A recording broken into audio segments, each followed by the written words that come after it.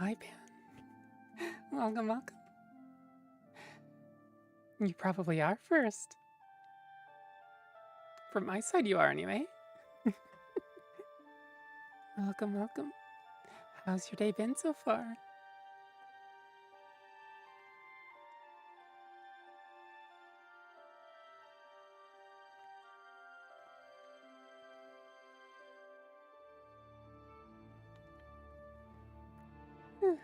Okay, I think. Oh, I forgot one thing. Oh, well. Let's see.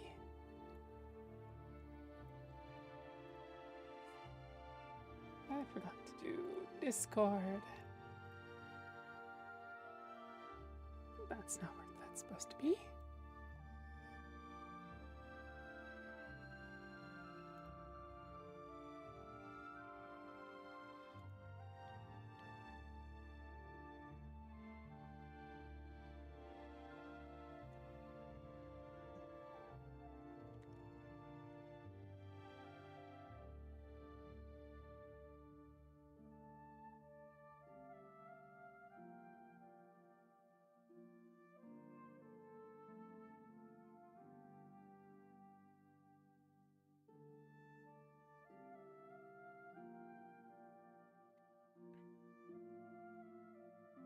Doing well for the most part. It's really good to hear. It's spring for half the planet.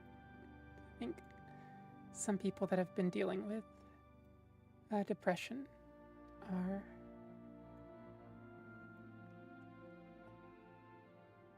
dealing with slightly less now that there's sunlight and vitamin D to go around. Let's see. Where am I supposed to put this? That's where I'm supposed to put this.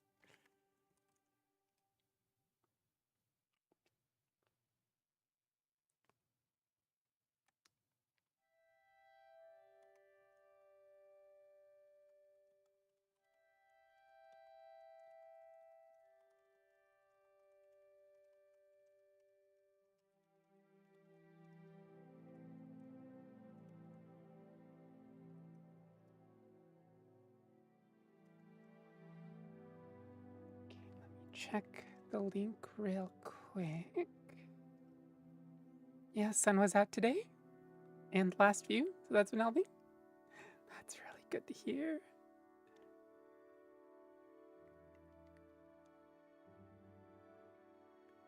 Wait a minute.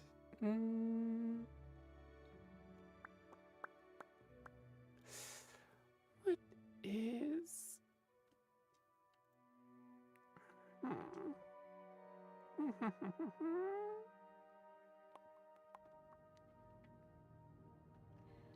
Does it watch? Oh, I know why that's not working. Okay. It's all figured out.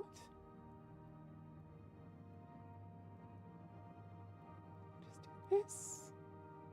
And...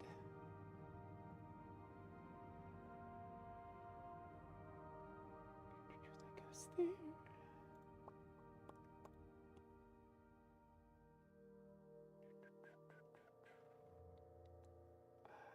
Let's see. Oh. It's a pleasant surprise. Just finishing off the last few things with Discord, and then we can get started. Well, started. Mostly just chatting for a little while, I think.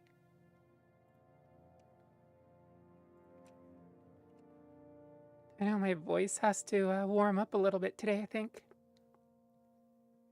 Because normally I'm up and about for, multiple hours before I start streaming. But it's, today I went... Oh, a sip?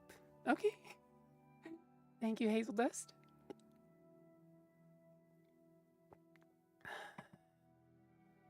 There we go. Hi, Ro. Tylen, D&D, but wanted to say hi. We have tons of fun at D&D. What's the party comp, by the way? Victoria, suck you nerd. I can't deny it, so.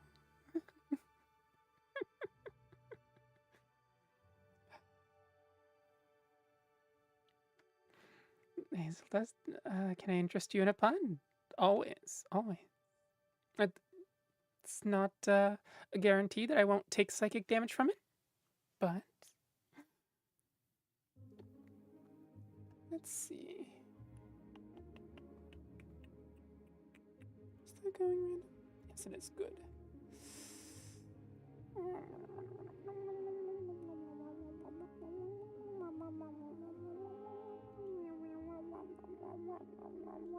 Okay.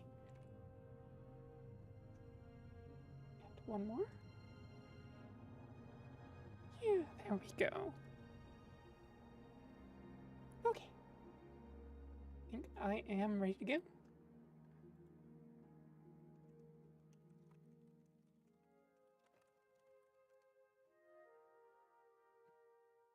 Hazel Dust. Mountains aren't just funny.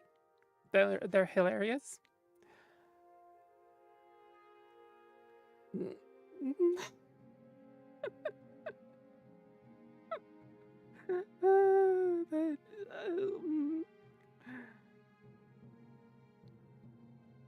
You know, generally, I don't like to laugh at people's pain, but I think I can laugh at my own. I think I'm allowed to do that, at least. If you don't get it, I can sum it up for you. I appreciate the double tap.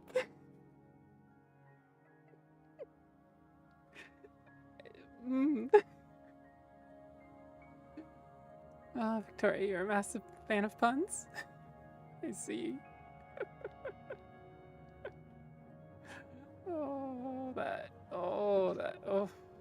Oof, just oof.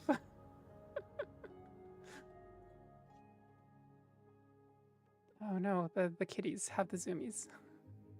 Hazel Dust, well, my job here is done. Exclamation mark lurk. Thank you for the lurk, Hazel, even though I don't have a bot that replies to that command just yet. I may eventually. Hi, Vivi? Wait, oh. Hi? How's it going so far?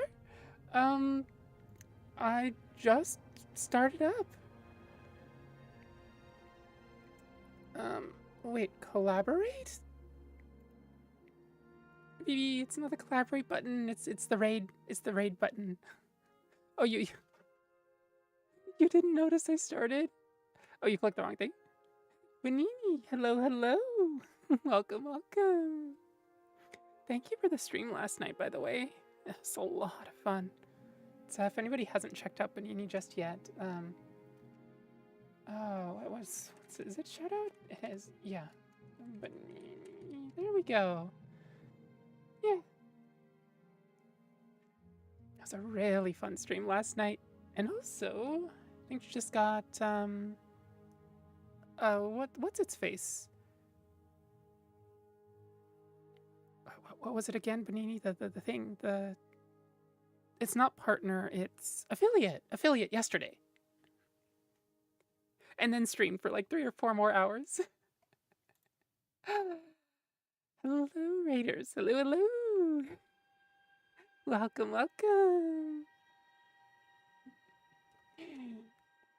Oh, I can't do 2 shout-outs at once. Okay. I need to do it. I need to get a shout-out bot working. That was on for 8 hours. Oh dear. I hope you had some self-care after that. But congratulations again for hitting affiliate. That's a really solid milestone. Hazel Dust, if you ever need help, I can offer tech support for streamers. I don't charge because it helps me practice. Ah. With bots, I need to ask Haru, probably. Maybe I streamed for at least 4 hours after doing so much today. Right. Vicky, hello. Welcome. It's good to see you again. How are you doing? Vivi, right, Vivi, you had the stuff in the morning, and then you oh gods, are you okay? Do you have finished playing Fear 3 and then played Eternal Cylinder and Arctic Eggs and Chop Goblins? Oh dear. Sorry I was so late today. That's I think I said 3 or 4 hours. I'll stream in 3 or 4 hours at what is it, 14:35, and then I slept until 17, and then I was trying to do prep, and no, I slept until 18. Gods. Oh. Key surviving is the right way to describe how I'm feeling for the next year or so, I would say. Oh, right. Oh, gods. Yeah. I hope things are at least going decently. Not horribly, is perhaps the low bar that I'll set there. Yeah, Hazel Dust. What sort of stuff do you know?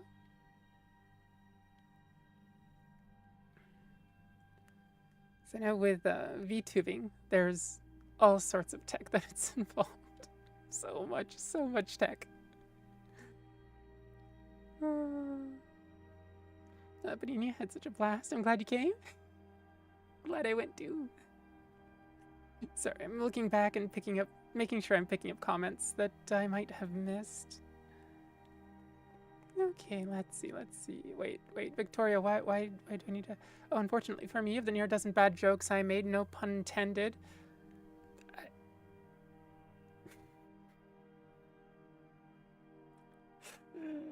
Oh, puns. They make me just grimace for a second, and then the humor just slowly, you know, like seeps its way in, and then I have to begrudgingly just stifle a laugh for the sake of my pride. Benini, you did do self-care? Okay, good. That's good to hear. Long time no see. Has it been long? I don't know. My sense of time these days is fairly iffy, if I'm being honest here. There is, I think part of it is just that the various things that I have to deal with long COVID, days are, there's stream days, there's recording days, there are editing days. Sometimes I hang out with a partner, and then that's about it. Those are the oh, and then every once in a while there's a medical day, and so like, and when I'm on stream, often it feels like I'm just you know, I'm in Apocrypha, endless bookshelves, just meandering, reading, getting to the end, putting it down, meandering again. So, speaking of Apocrypha, there is that mage that ended up in Apocrypha that we will be catching up with. Aside from that, we'll probably learn about the creation myths. These are partly myths, potentially just straight up lore of Nirn, which is the planet that Elder Scrolls takes place in. And let's see, what else do I have lined up? I have a few other things. The creation myth is rather long. It's about as long as the Great War, if memory serves. So we will be taking quite a while. And then I need to make sure... yeah, this is... So recently I got a heart rate monitor that just stays on my wrist for just all day, every day. And it's been interesting looking at my heart rate, because when I'm sleeping, it's anywhere from 60 to 80, right? If I'm awake in bed, it's 70 to 90. If I'm sitting up in bed, that's like 75 to 95. If I'm sitting up, like at the desk or downstairs eating, it's 90 to 110. And if I'm up and, like, if I'm standing at all, it's 100 some odd to 120. So that'll be an interesting follow-up with my doctors. Because I recently, about last week, had somebody say, oh, you might want to get checked for POTS, which is, I forgot what it was, but it has to do with tachycardia. Tachycardia is an increase of the heart rate, right? And one of the conditions for POTS is plus 30 BPM on the heart rate when you stand up. And I was like, but I don't get that. I'm at 105 when I'm sitting, and I'm at 110 when, or 110 to 120 when I, walk about or, do strenuous things. Without realizing that I can go down to 60 when I'm actually properly in a relaxed position. So, things that the Succubard has learned in the last few days. It's only been 2.5 days, maybe 3, since I got the heart rate monitor. I'm so tired. Yeah. Make sure you don't have to get up soon. Just make sure that you have something to munch, something to sip. Take some nice deep breaths. Take a stretch. Relax. Grab a kitty if you need to. Nini, also it's good you take the time to relax when you do, too. I've been making days for me and my partner because streaming demands a lot of my time, so I've been trying to find a good balance. Yeah, the balance is so hard. And especially because streaming can be so fun, right? It is work. And it's a profession, even, for some people, right? But like any art form, especially ones that involve an audience, the feedback that you get can be, I don't know, maybe engrossing is the right word. Just so fun. And yeah, even in my current condition, I've had days where, feeling tired, and then I get on stream, right? And I feel okay. But that's a sort of natural high that you get a lot of the time, almost a second wind of sorts. And I've realized that a lot of the time if I'm doing something and I get that feeling, it's a warning sign. It's a warning sign for me. Verity, hello. Postural orthostatic tachycardia syndrome. Postural orthostatic tachycardia syndrome. Postural orthostatic tachycardia syndrome. Postural orthostatic tachy. Huh. Postural orthostatic tachycardia syndrome. That was fun. Thank you for the actual info, and also thank you for the little tongue twister warm up. I actually have a web page pulled up that has a ton of various voiceover or voice acting warm up tongue twisters, and I mean part of the goal, according to Josh Strife Hayes, is that these tongue twisters make your brain slow down and take in the words and the letters, because often our brain tries to shortcut things for, expedience and for speed. And with tongue twisters, they are specifically written, especially the good ones, are specifically written in a way that trips that up. And depending on the person, some people have more difficulty with certain ones and others with others, depending on what sort of mouth movements and tongue movements that they are used to versus not used to, right? And for me especially, if I'm speaking in more of this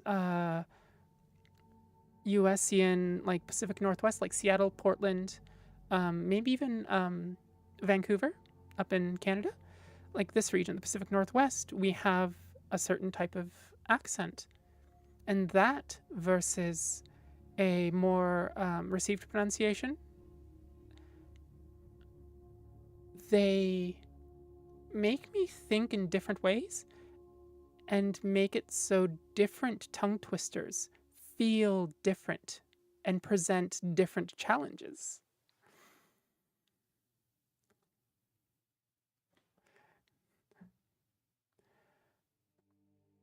Did you speak in cuneiform? Oh no. Let me pick up some of the comments that I think I missed while I was talking about plots, I think. Vivi, you're 0 months pregnant. Vicky, context, 3 months pregnant and have a toddler. Yeah. Hopefully good. You'll have better luck with the remaining 6 months than last time. Gonna stretch. Yeah. Ooh, oh, my upper back muscles are really tight for some reason.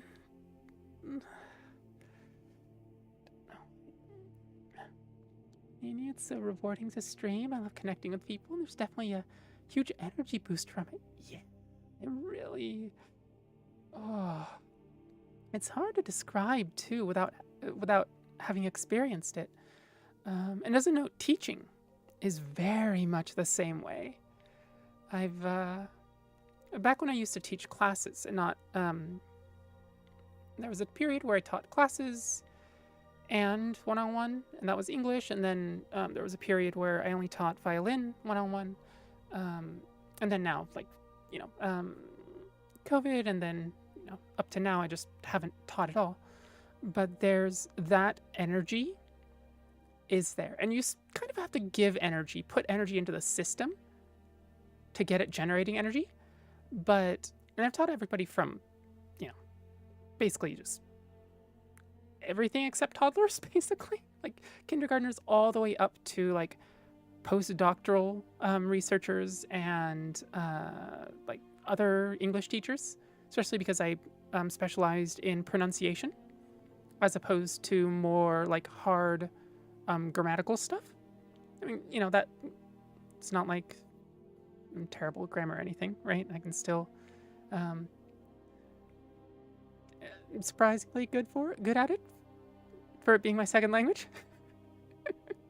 But the pronunciation is what I specialized in, and so the people that I worked with and the things that I would have to do to get students to pronounce certain things correctly were kind of funny, right?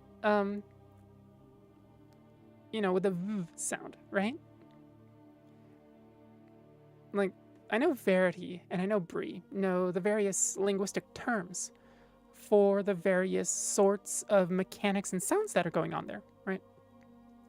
But in my case, for a lot of my students, that would just, muck things up, add way more than necessary to memorize. And so a lot of it was this, I suppose it's kind of like teaching violin. It doesn't matter what the thing is called if they can do it.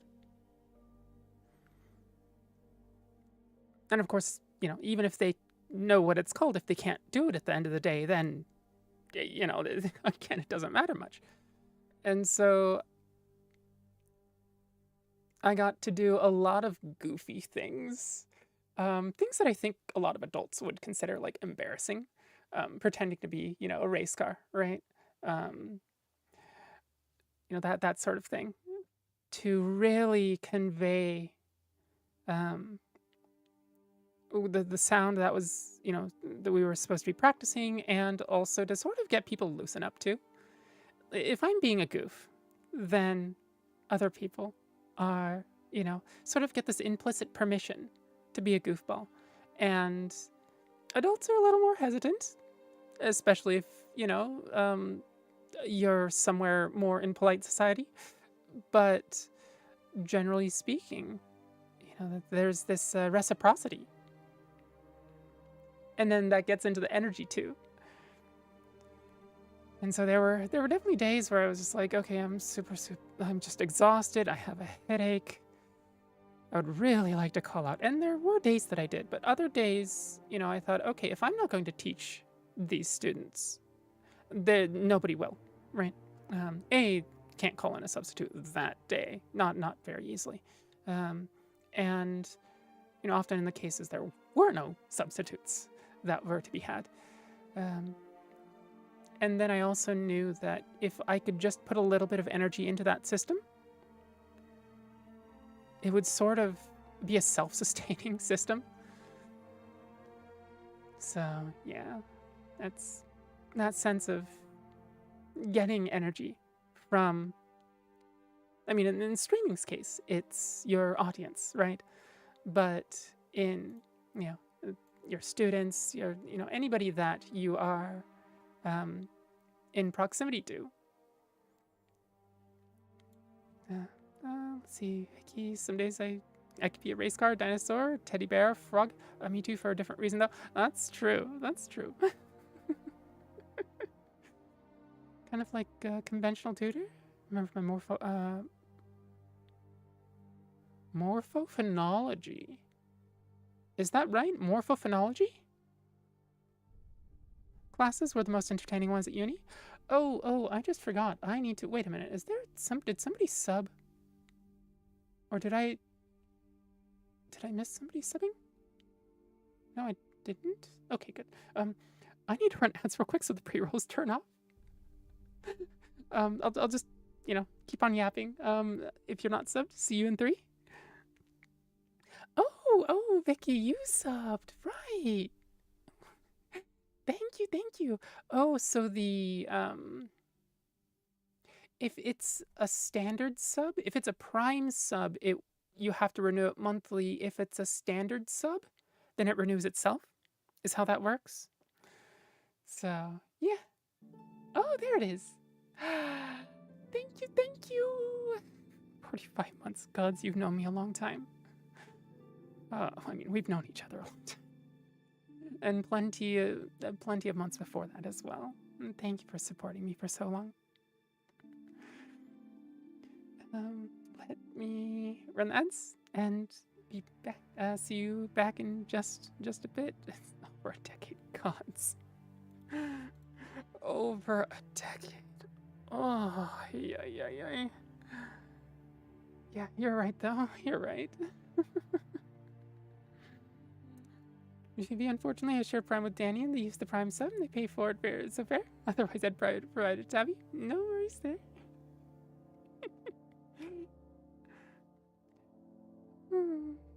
But teaching is always so much more fun when your students are excited to learn. Some of the most fun I ever had was teaching a girl math.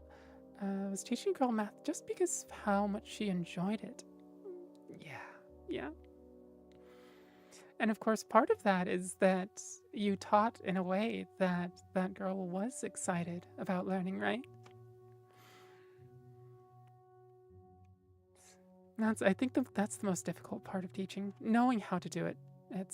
In language it can be difficult too, because a lot of native, especially in pronunciation, native speakers often don't know why or how they're making those sounds, or how to explain those sounds to others. But then after that, just above that, I think the hardest thing about teaching is actually getting students excited. In writing, this is conveying to the audience why. The why of, why, do they want to read any more than they've read already, right? In teaching, it's why, what makes this exciting for the student? What it's math, it's boring, it's right? But no, that's if you can explain it in certain ways, if you can show them certain applications that are perhaps closer to home than others, And most, I think importantly, you are excited about teaching, about this subject, you know. And you can hear it in people's voices when they really get excited about a topic, and when they think that that topic really is worth learning and worth thinking about.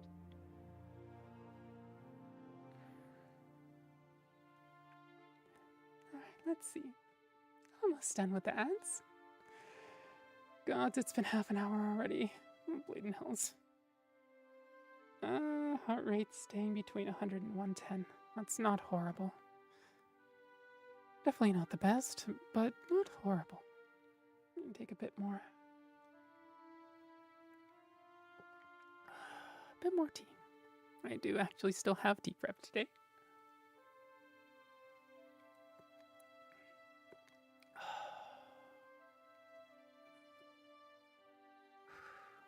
I think today's tea is a little more honey, a little less lemon.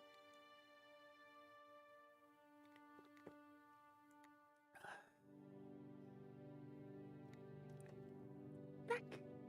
Welcome back, Benini. Welcome back from the ads, everyone. There we go. So, on the docket today is we're going to catch up with, I think MidnightVisuals was his name, right? The mage that figured out how to go to Oblivion, the various realms of Oblivion, and then stepped into Apocrypha and got stuck there for a time, but not forever. He does eventually make it back.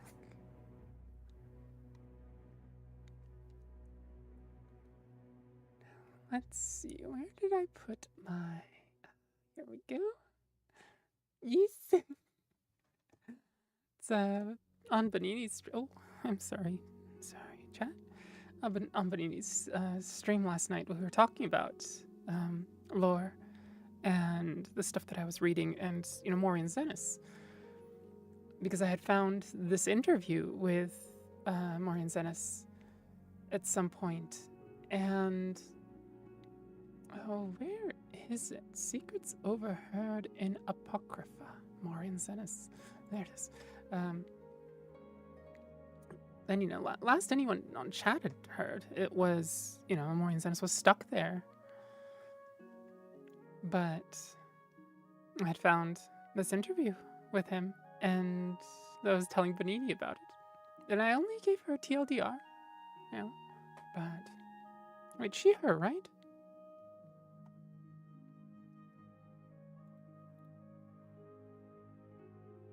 Gotta double check. Yeah. Let's see.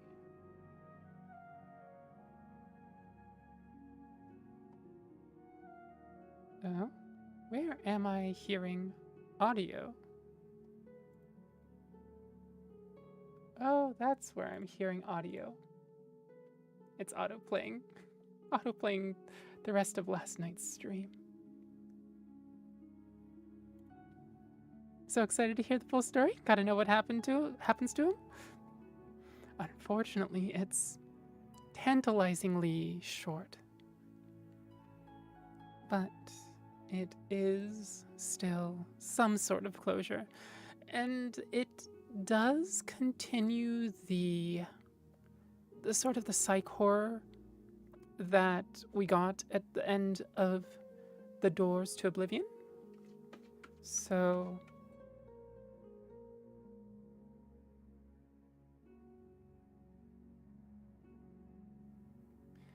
we had On Oblivion, which is the first book, which was written by MidnightVisuals, which is a general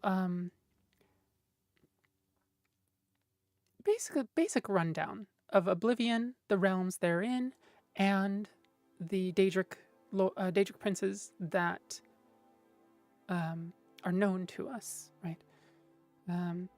Hercene is actually one that he was at that moment trying to track down info about.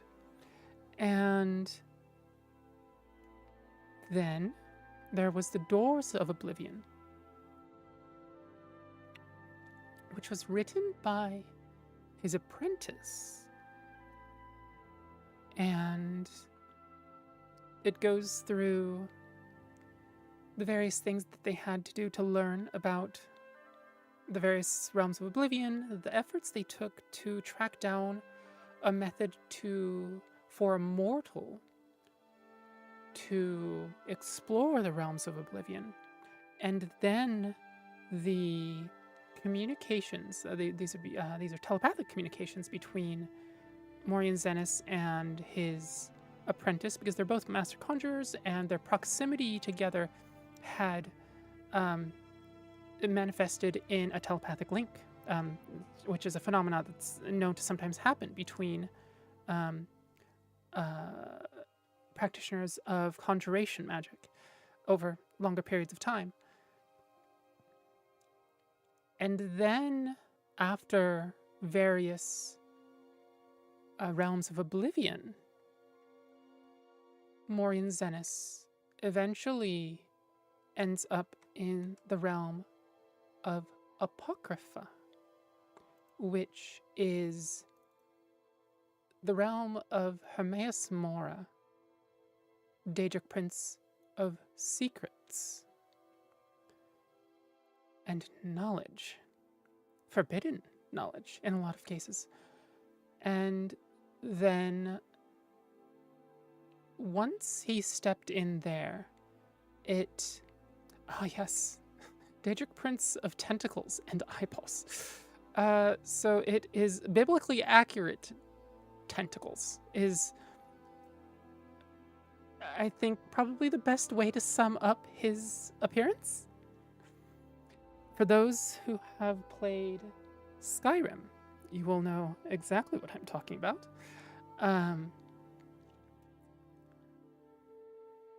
He is a writhing mass of tentacles and a roiling mass of eyeballs. Although I think he does maintain a central eyeball, if memory serves. It's been about 3 years since I played Skyrim. And my only complaint about him, wonderful tentacles, great eyeballs. Yeah, you've got to, sometimes when you want knowledge, you've got to see things, right? But you can't skip his talking at all whatsoever.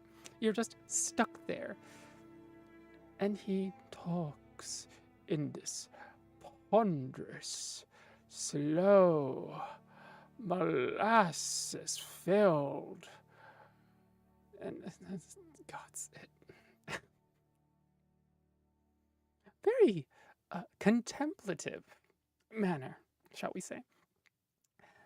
So, yeah. I think you have to hear him talk like 2 or 3 times, like multiple conversations, right?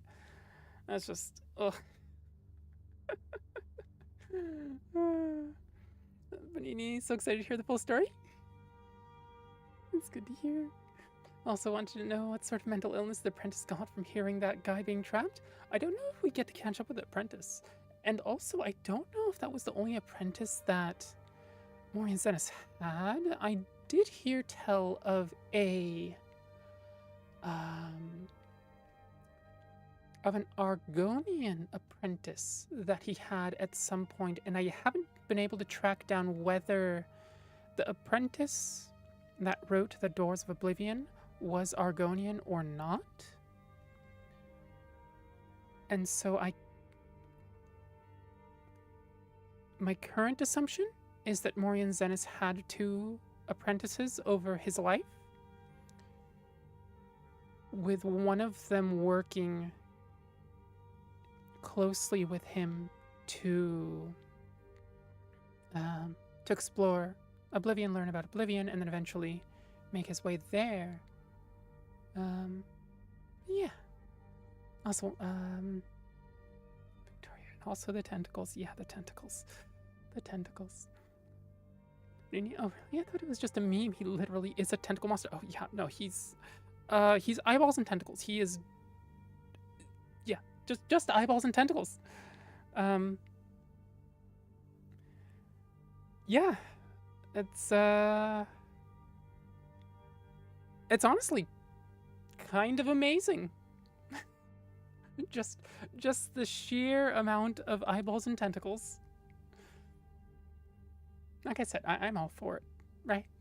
Tentacles? Tentacles. All right, tentacles.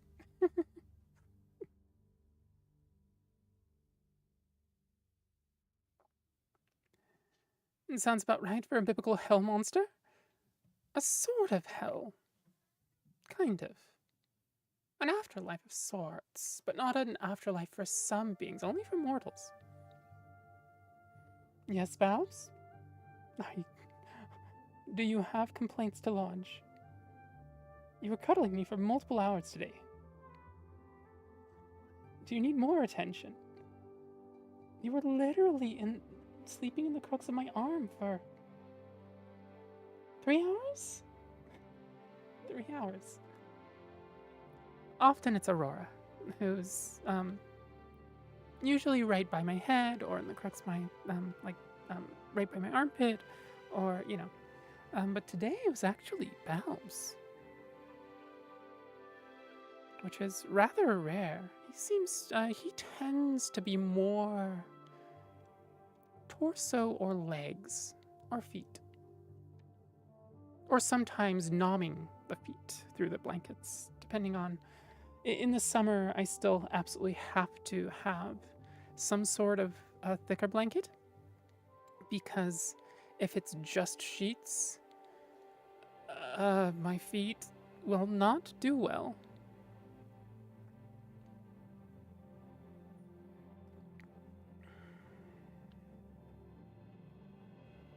My little dog guy just wants to hold his chew toys so he can rip and tear at them. Oh, wants you to hold his chew toys.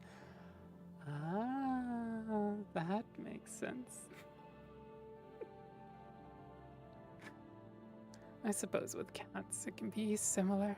It's my cat's, all of my cat's favorite toy, in general, is a thing on a string, and generally the form that's taken is a stiff rod and then a string tied to that, and then a thing. And their favorite tends to be the mass of feathers and a bell, if memory serves. But very much me just holding it and moving it about so that they can tear at it. Which, fortunately, nowadays is almost impossible to do for me, just because it takes so much energy. But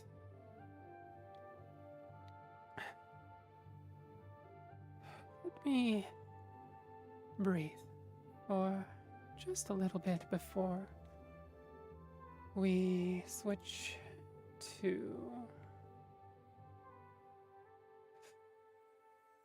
actual reading.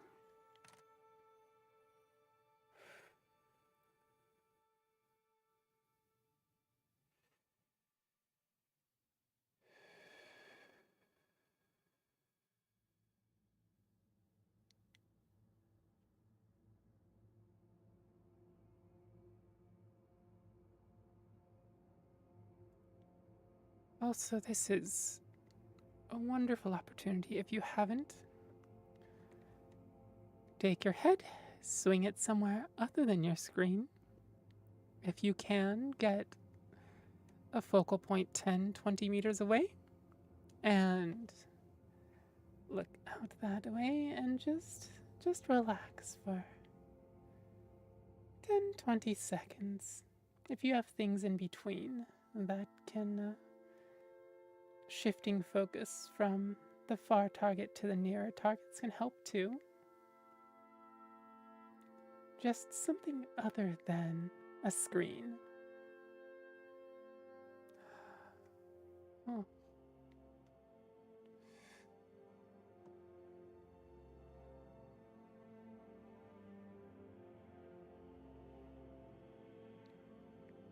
Actually, give me one sec. I think my stomach is telling me to consume.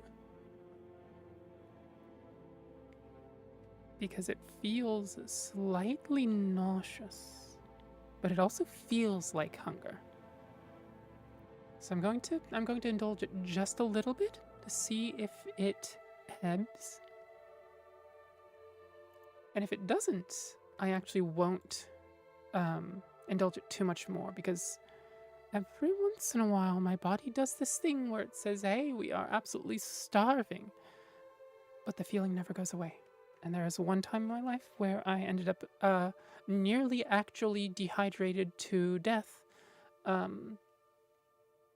after a week of issues that stemmed from indulging this feeling. So, yeah, I'm going to give me 5 seconds to grab a snack.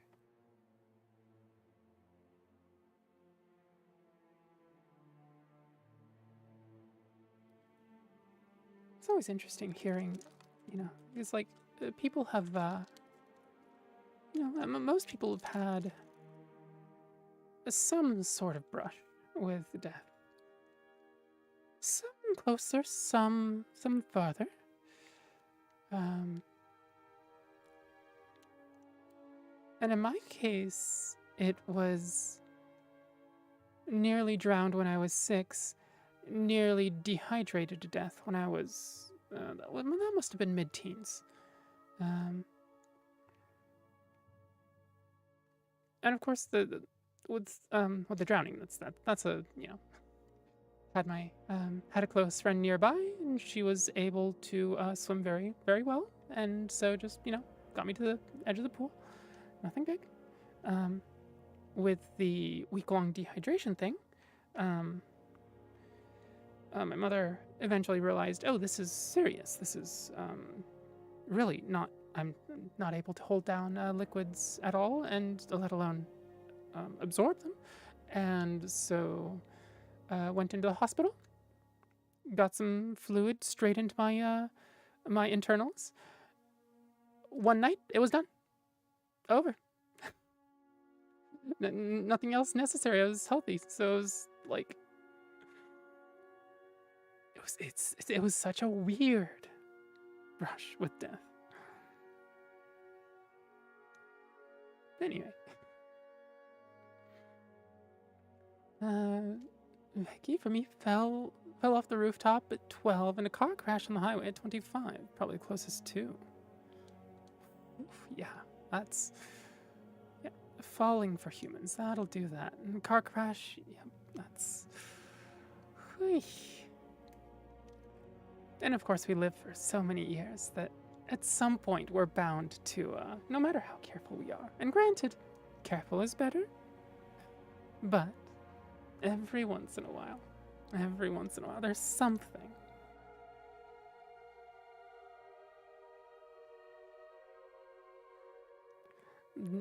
Yeah, so sorry. Take care of yourself. No, it's all right. Nothing to be. I know that so sorry is actually condolences. Yeah, it's interesting because we say I'm so sorry, and it's not I apologize for my actions. It's commiserations and condolences, right?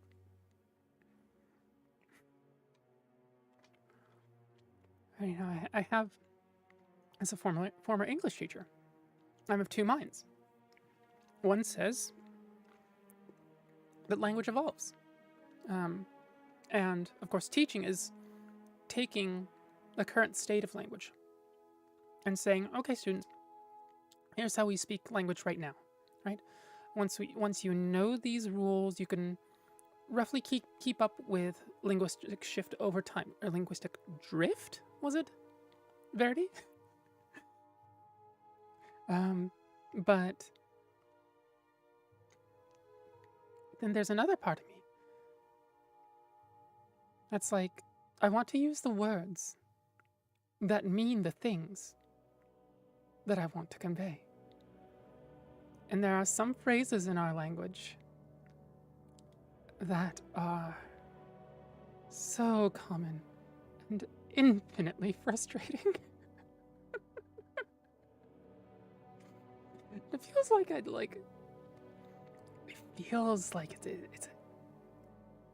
autistic about language.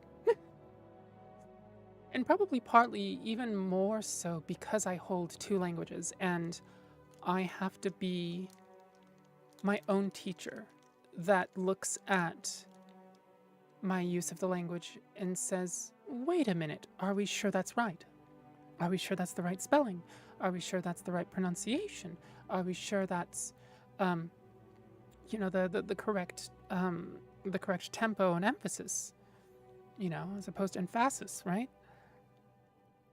Why does emphasis sound slightly phallic? I think it's probably the Hermaeus Mora. I blame them.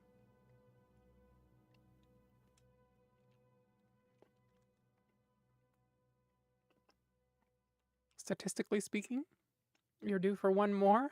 Really, Vicky? Hopefully not. Weird grammar stuff is weird. Yeah. And spelling and pronunciation and... oh, it is...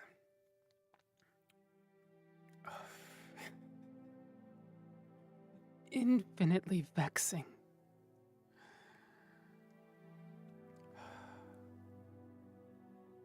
Vicky turning 39 this year, you're due? Have you not paid your dues already?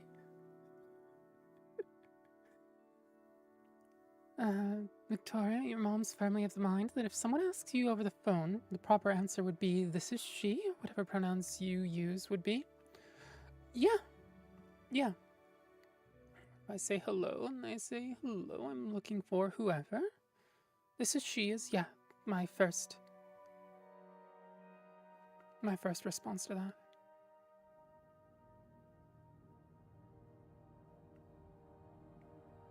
Answering with speaking. Ah, that's concise. Grammatically correct if we consider the implied words there that are this is name speaking. Benini, you say this is her? Yeah. I think this is her would be grammatically correct. I don't know why this is she became a thing. Then again, there are a lot of linguistic things that I don't know the reasons to. They tend to have reasons, as a note. They tend to have trackable reasons, but this she is apparently the more formal answer. That could be true. So my mother is Japanese. English is her, well.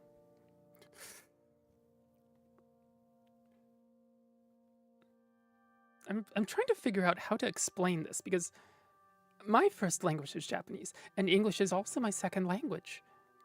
But I have 2 native languages as opposed to she has, as opposed to my mother who has a native language and a second language, but a language that's not native, one where she still has some issues with, she still has to think about it a little bit, right? But yeah, she probably learned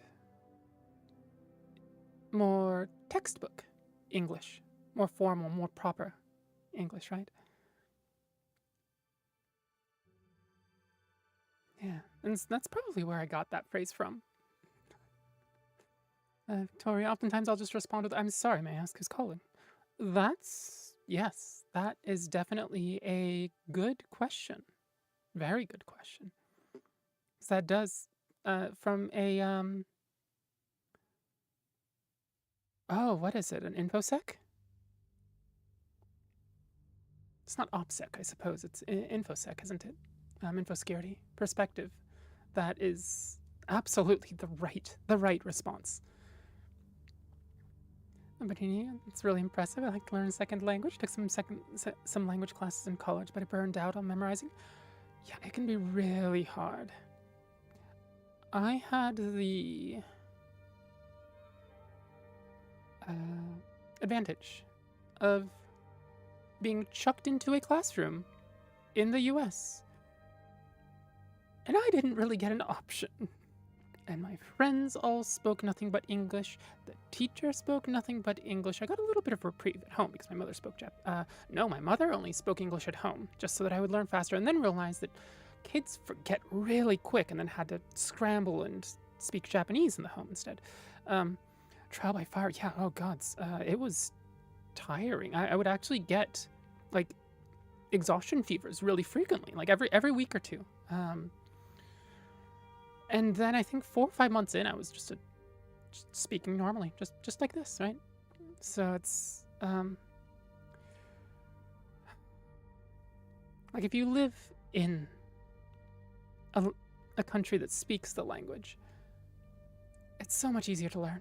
It's not a conscious effort to practice and go out of your way to learn and listen, right? All of that.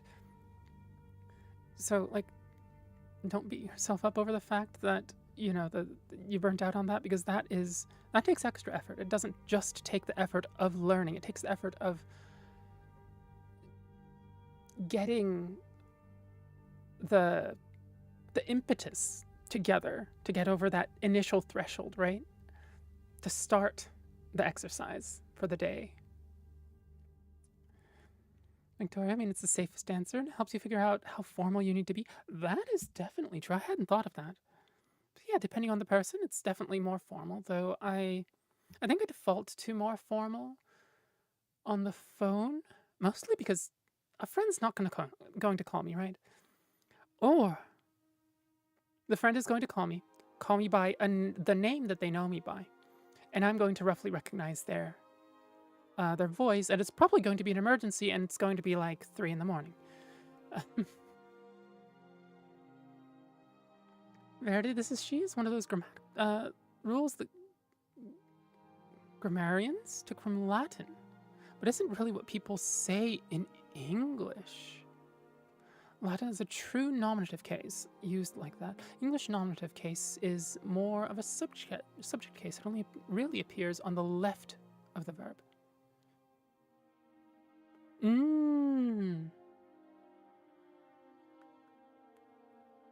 She is instead of is. This is she.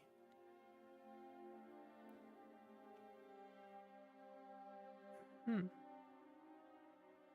you for that. By the way, how come you have so much linguistic knowledge? I thought you did IT and music. Like, you're as skilled, if not more skilled, at the cello than I am at the violin, right? You do IT, and you just have like this, like, was it your minor, or like, did you just take linguistics classes out of curiosity, or? Benini, that makes sense. I thought about getting to the point where I can speak basic Spanish. There are a lot of Spanish speakers in the state I live in. Yeah, I know people that like work in like a kitchen where the default language has become Spanish with some English, and then it becomes a pinyin of sorts. But is it pinyin? Pinyin is a sort of a hybrid trade language, right? Or no, that's pidgin. Pidgin. There we go. It is pidgin, right? Not pinyin. I do words for a living.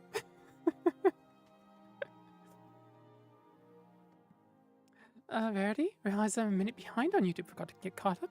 Oh no. Welcome back to the current time. But Verity, how come you know so much about linguistics? But I'm not sure there's a lot of media I could watch. I already listen to Mexican music, so I sometimes learn from that. But TV will show me the translation in real time. I think one of the things that you can do, like Mexican and also Spanish media as well, and if you feel up to it with the subtitles off, because that'll, it's going to feel really different if you haven't done it already.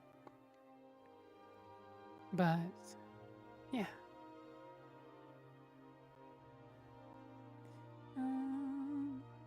Where do you spend a lot of time on Wikipedia in high school? Sponge brain. Special interest. But are you forcing my ears to focus instead of reading? Yes. And also allocating more of your processing power to your ears as well. And but both in terms of like actually processing the thing, but also from a stimulus intake perspective. Because humans have, I know some people here will be familiar with the, oh, what's the phrase? It's too loud, I can't think. Turns down car radio. And that is a, I mean, in a way, a shortcoming, but also, I believe, a safety thing with the human brain where there's a certain stimulus capacity. And if a thing is filling that, say 70%, then if you try to add another one, especially where you're trying to process, right? Then you only get what's left of it. And so you have to free up some of that by, by removing one of those stimuli.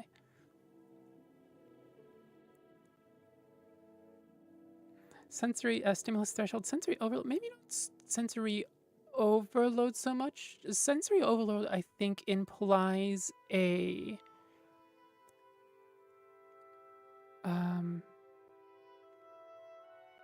what's the word?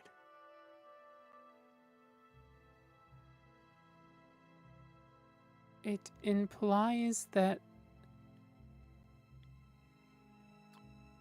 you're feeling not despair, not trauma. Basically, that it doesn't make you feel good, that it makes you feel bad. Sorry for the super general language. I lost a word. And it's still there, teasing me. Some people have people tease them. Me, I get teased by bloody words. So what happens when you're Succubard lore mistress? It sucks.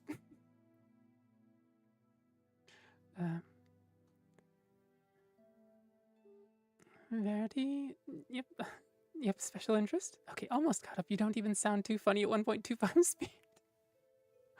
Oh no. Oh, I already have enough difficulty listening to myself at 1 times speed. I can't imagine 1.25. Gods.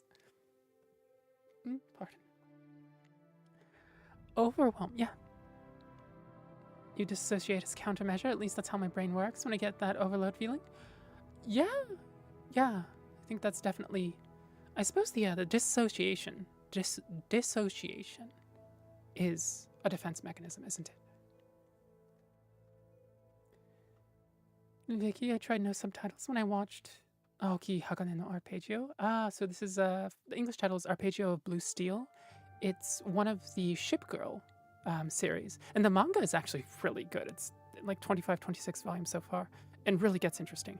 The anime is a 12-episode, 1-season cop-out ending with actually really appropriate CG art style and a really good soundtrack for anybody that wants to check it out just for the ooh, ah, this is really cool, sort of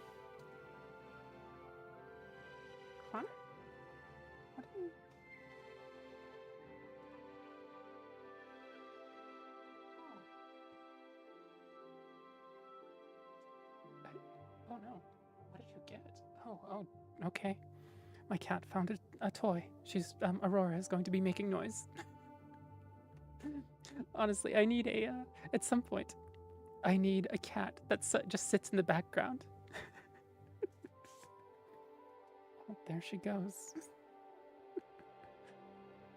But Aokihaga no Arpeggio Blue Steel, is actually really fun, and the CG art style doesn't really take away from it, because it really does fit the ships, especially, right? And especially the future tech style that the ships and the combat in Arpeggio Blue Steel actually take, and blends it really well. Yeah, it really does. And the music matches really well too, but also has very has some orchestral stuff, has some electronica, right? Just has this really nice blend that fits so well. Anyway, now that I've yacked for 68 minutes and 5 seconds, hopefully you're ready for the what this stream is ostensibly about. Let's see now.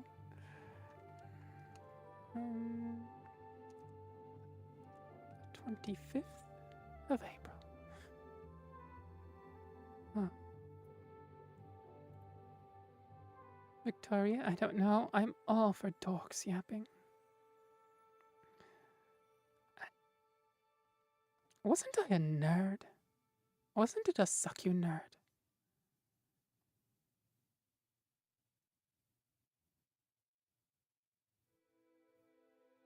But also you're a suck you dork. Oh dear. Well, both at the same time. Aurora? Are you trying to eat something, or are you trying to... Oh, okay, you're just cleaning your paw. She had it all curled up after she had made a noise, and I thought that she was munching on something that she needn't to be. Nothing wrong with yapping, it's always the best. I'm a huge fan of constant yapping. Yeah, I suppose so. I'm a fan of your yapping. And a fan of at least a few other people's yapping. Like I said yesterday, I think people do the yapping, a lot of people do the yapping far better than I do. I tend to do the reading and concentrate on that a bit more, and have a little more trouble with just the yapping.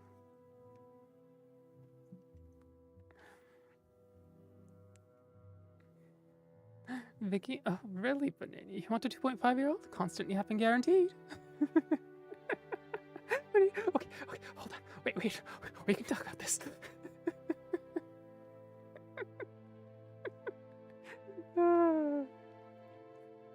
Oh.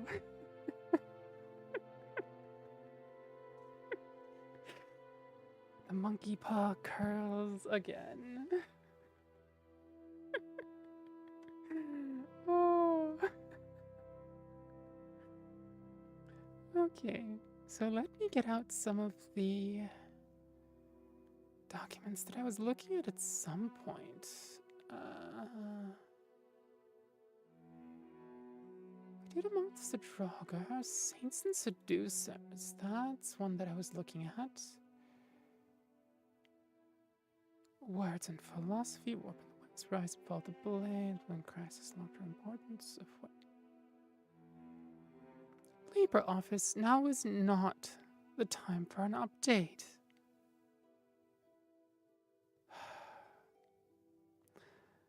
Well, chat, you're going to have to put up with a little more of this Succubard's yapping.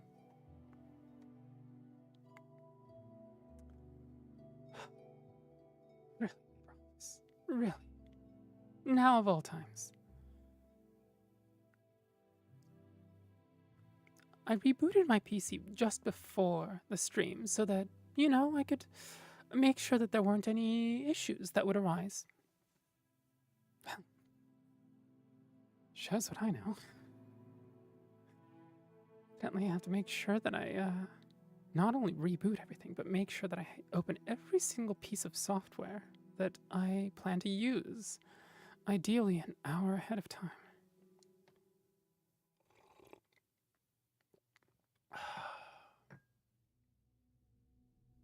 This better not be heartburn.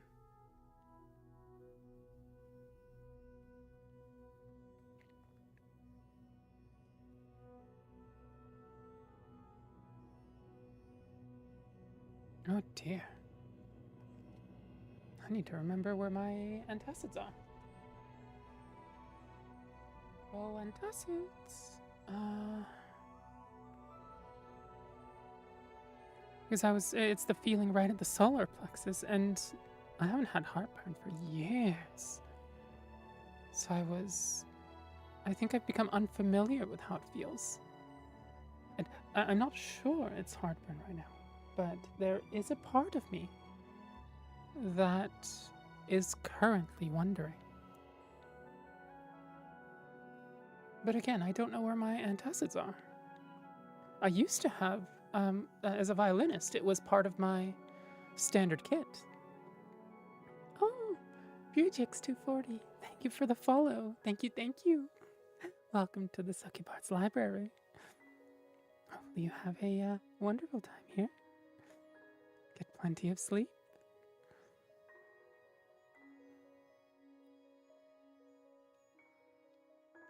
Benania just got out of a teaching career? Not again?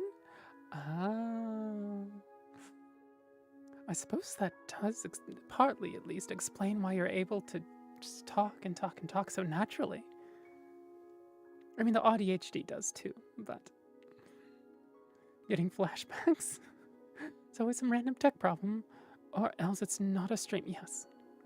If there's no jank, it's not a proper stream, is generally what I try to, it's my motto. Hello, Ujix. Oh god, that's right, I'm going to have to redo the ads for the pre-rolls are off. Where are my antacids? Hello. Boop.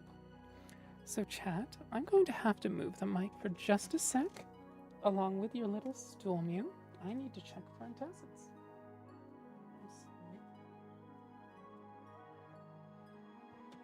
Ow, that was my knee. Rest assured it wasn't anything more fragile.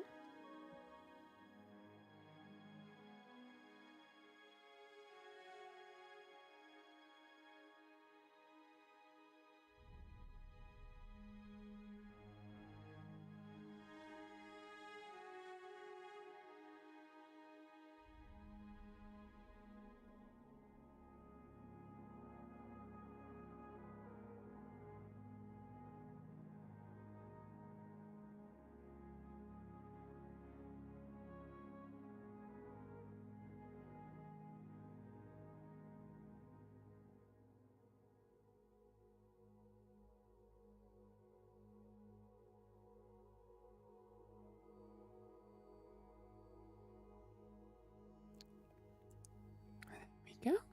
And I'm back. I'm sorry about that, chat.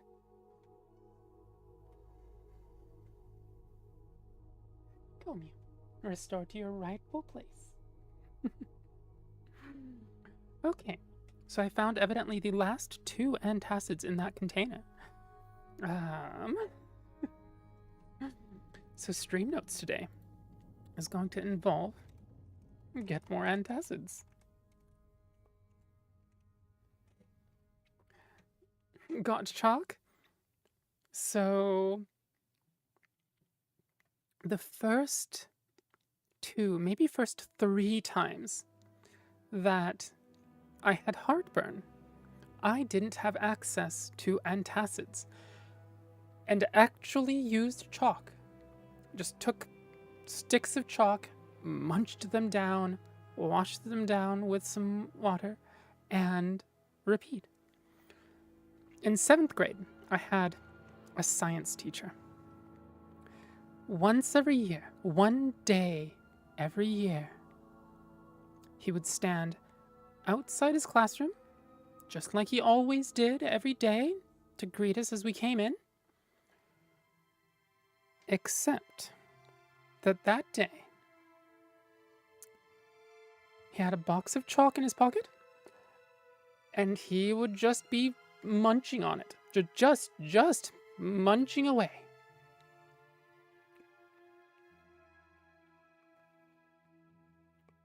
And of course, a little memorable that. So, when we get into class, we're talking about chemistry at that point, and he would talk about how, the foundations of what chalk is the same as antacids. Verdi, God's chalk, American composer.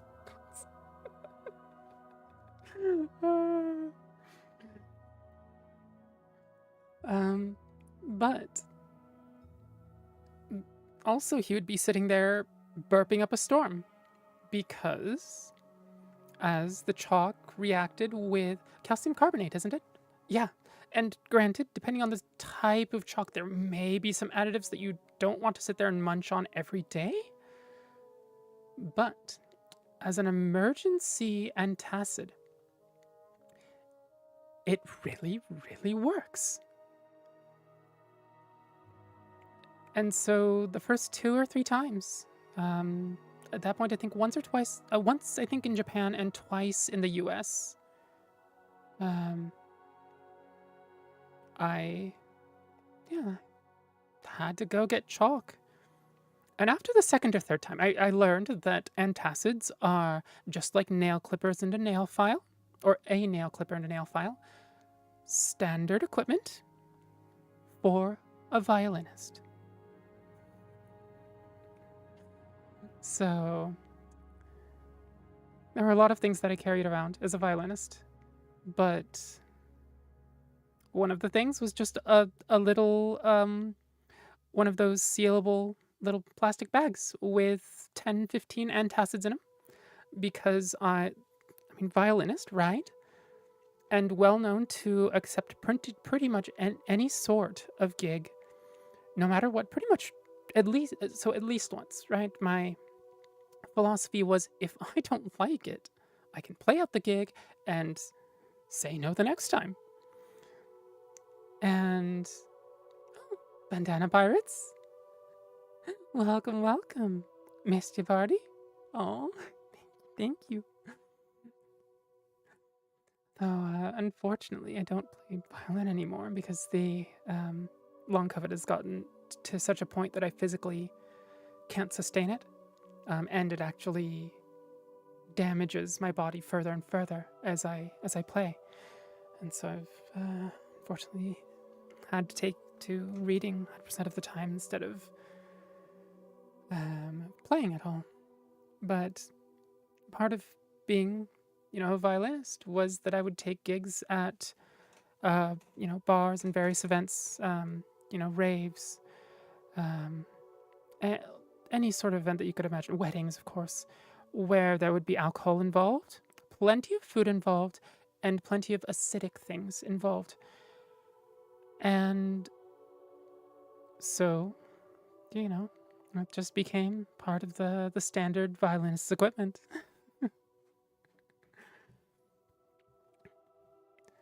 Vicky, you had a teacher like that as well. Stood outside and did the eating chalk will not kill you trick.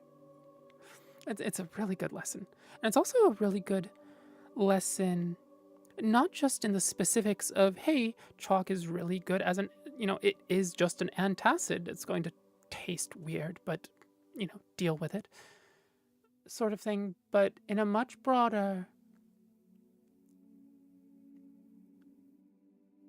examine what things are chemically sort of way, right? Take a look at the label. What is it made of? What do those things do to you? What are they the equivalent of?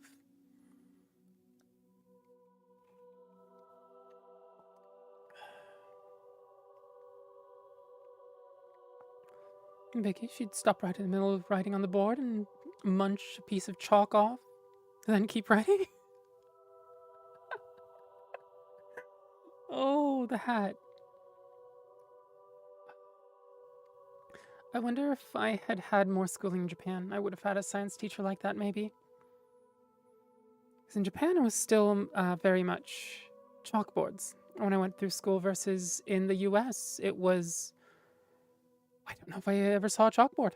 Aside from. No, even the little mobile ones were whiteboards by the time I went to school. Yeah. Part of the cleaning duties as an elementary school student is, there were things like, the floor of the classroom, the floor of the hallways, right? The windows, the toilets, and all of that. But one of the things we had to do was deal with the chalk, the chalk buildup, the chalkboard, the eraser, and we would take the pointer, the teacher's pointer, and just, lean out the window of the classroom, because in Japan, basically all the classrooms, one side of them is just all windows. And then swap, swap, swap, swap, swap, swap, but a little faster. Swap, swap, swap, swap, swap, swap. During the cleaning, just every day. And I remember that. Actually, if you've seen the Studio Ghibli movie, The Cat Returns, Haru, the protagonist, is doing that at some point in the movie. In the early part of the movie, she deals with the whiteboard eraser, so you can actually see it.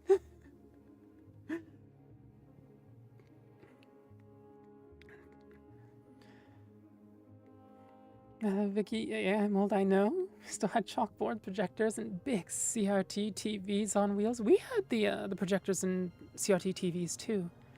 But I think in the US, the whiteboards were early adoption, just across the board, whereas Japan lagged really far behind. Oh, here come the burps. I don't burp loudly. I know how to burp. I don't know how to describe it, but it's fairly quiet. But did you ever watch Chalk Zone? No, I'm not familiar with it. Is it a show of some sort? I guess watch, that would be. Oh, is the rumbling going through the mic? Oh dear. Cute burps? Don't know about cute, but okay, so we've teased this for long enough. Oh gods, we haven't. We have. Let's see if I can get through this in 7 minutes and 30 seconds. So this is an interview with Maureen Zenis, who is the mage that is described in On Oblivion and the Doors of Oblivion. And what is that tab? Monomyth. Here it is. The Secrets Overheard in Apocrypha.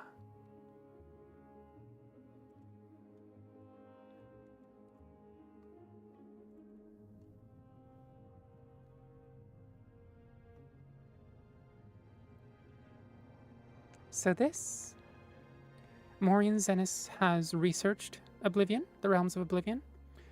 He has traveled the realms of Oblivion and then gotten stuck in Apocrypha, the realm of the infinite library of Hermaeus Mora. And this is a realm of all of the knowledge in the world that Hermaeus Mora hoards. He's not like Cyrus from Octopath Traveler, where knowledge is meant to be shared, knowledge is meant to be built on. Students are taught with the expectation that will end the hope that someday they will become even greater than their teachers, right? Hermaeus Mora hoards, covets knowledge, and his infinite library is stalked by his minions. And, for a time, one mortal mage. But the knowledge... well, mortals do not handle some of that knowledge well. This does have aspects of some of psychological horror in it, so just do expect it.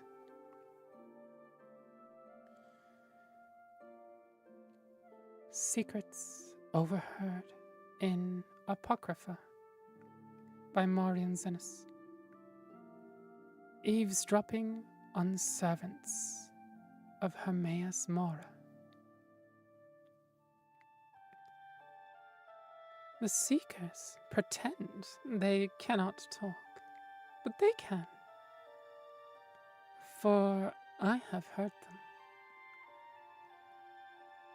They can both understand speech and utter it, though they do so with a hissing lisp.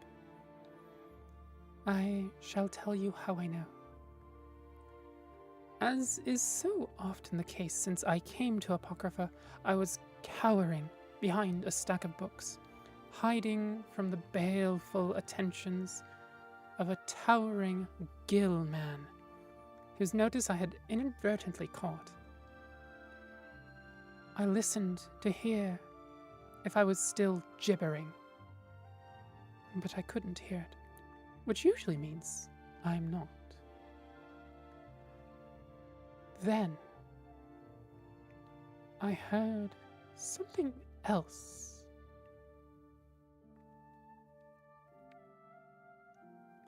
Just beyond my concealing tower of tomes was one of those endless halls lined with numberless urns, halls that I have assiduously avoided ever since I learned that each urn houses, in a broth of noisome fluid, a living concept organ excised from its corpus.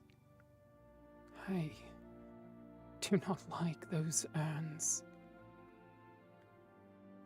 From the entrance to this hall of urns came the all too familiar squelching sound of a seeker's footfalls. But then it stopped, and in its place I heard, for the first time, the sticky sound of a speaking seeker. I know a thing, the seeker lisped, as a frisson of horror down my spine. As it were a thing worth knowing, came the hollow, sourceless voice of the organ in the hithermost urn. I shall judge, Floater. I have learned well. We have seen no mortal intruders, save for the demented wizard. In many turns of the great pages. You know thing, said the urn. I know all the antecedents entered into the agreement with the mortals. A compact, as they say. Is that nothing? Asked the seeker. Next to nothing. The golden eye is always entering into pacts with mortals. That's my woeful condition. Avoid self-pity, or I shall mock you. You do not like it when I mock you. Listen attentively. In truth, the squire enters into many pacts with mortals. but never before has he made a pact with every mortal and none. Unlikely. I state it is a thing that is known.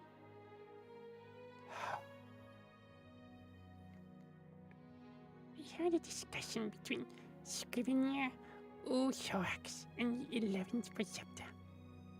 I came into Crepuscle, where I was quietly seeking. Yes, in fact. Now listen. The Scrivener told the Preceptor that the inevitable Noah has agreed to a pact to cease all direct interposition in mundial affairs. Impossible. I scoff. Mock me as you will. So I thought so shall I. And likewise the Preceptor expressed skepticism. But then the Scrivener spoke a word of asseveration. But scattered everywhere, it got fountain from my ear holes, and I knew what he said was a known thing. But to meddle with mortals and wrest from them their knowledge is the Danger's favorite pastime. He seems to have been paid a great price, something he dearly desired. But I could not clearly hear due to the injury to my ear holes. It is knowledge, of course. Some great secrets. It is ever so. So I deem it as well. And it seems this compact finds in both directions, which is why the mortals come here no more, seeking out of the seeker. Except for the mad mage. Oh, come here, and upon what ill errand? Asks the urn organ. I know not. But if we catch him, we will pull out his... What was that sound? I heard it too. And so I ran. For I know that sound. It was gibbering.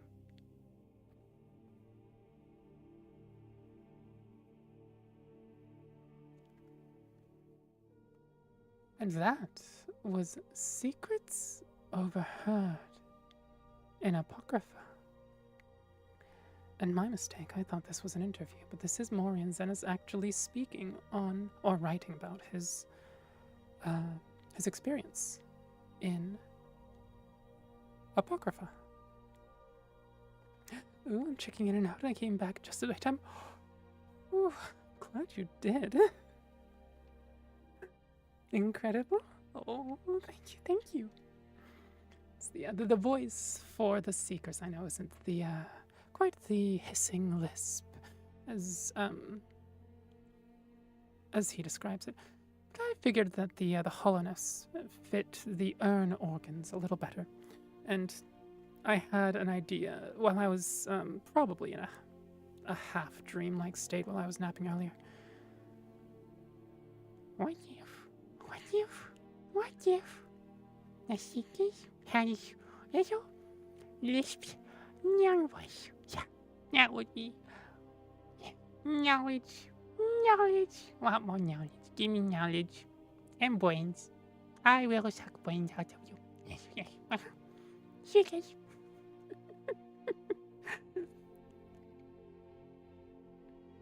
Knowledge. It's a voice that doesn't stress me very much, despite its fairly high both pitch and resonance. Hello, Klaudia. Emotions, yeah. The mouse. Yep. At least I don't think it's stressing my voice. It can be hard to tell sometimes.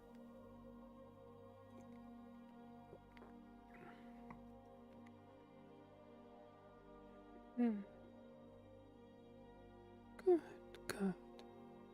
Nice stable heart rate as well. It's been nice and stable for the last 5 minutes at 100 BPM. That is so cute. My goodness. Yeah. And I don't know if you've played Skyrim. This would be the Dragonborn DLC.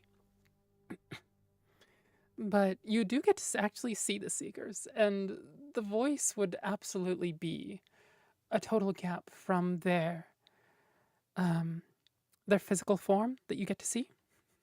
And so perhaps an added layer of humor if you know what they look like, or if you get to play eventually and remember the voices. Poor guy wanted to just find knowledge in the library, and he just gets hit with Seekers hissing at him and going, meow, brains, brains, brains, give me brains. Yeah. The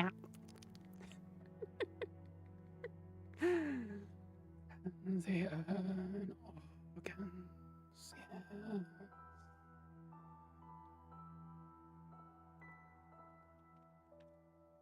Let me put that away real quick.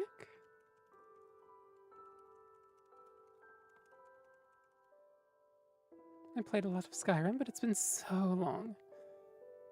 Wow. Especially if you can do mods, it is absolutely worth going back and playing, even if a little bit. There's so much that has been done. So much that's now possible.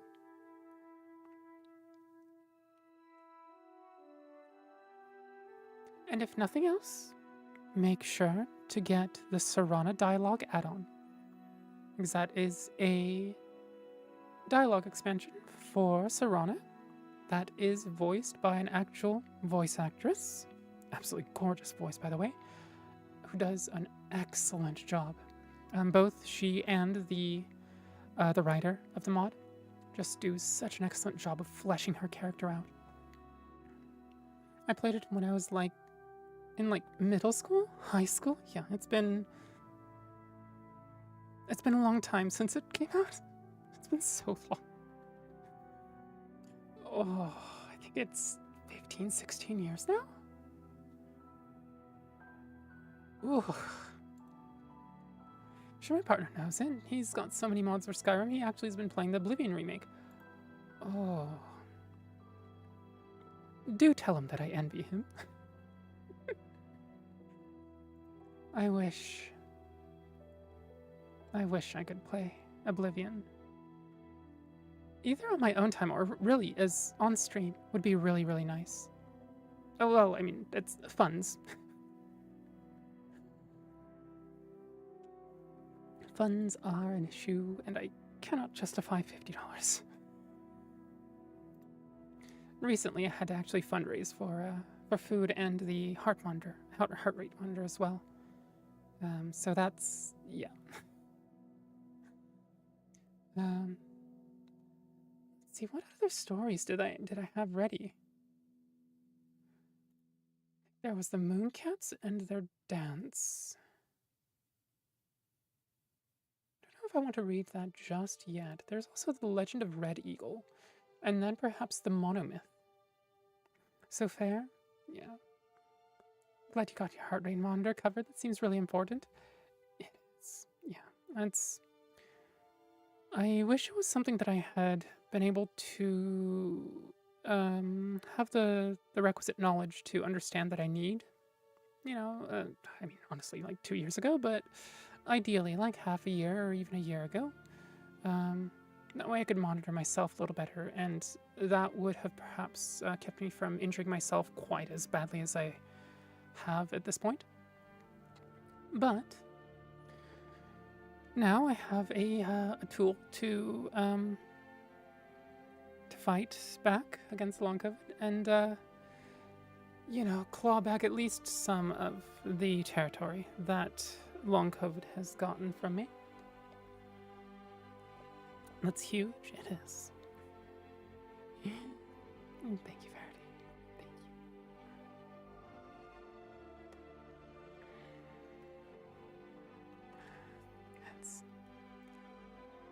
you. It's nice to be able to have some. It feels like this whole time I've been just losing ground with no way to fight back, just, you know, just losing ground, and just hardly even knowing what I'm fighting against. Well, now that's a little clear. It's not quite clear. I don't have a trump card, but I have a little bit of a way to fight back. Now let's do an ad break real quick while I'm looking for a story. And then we'll probably read, maybe we'll read Legend of Red Eagle and Monomyth. Maybe I don't even need to look for a story. But see you in 3 minutes. And we'll just chat in that time, so don't worry. Perhaps we'll chat and I will also munch. Yum, yum, yum, yum, yum.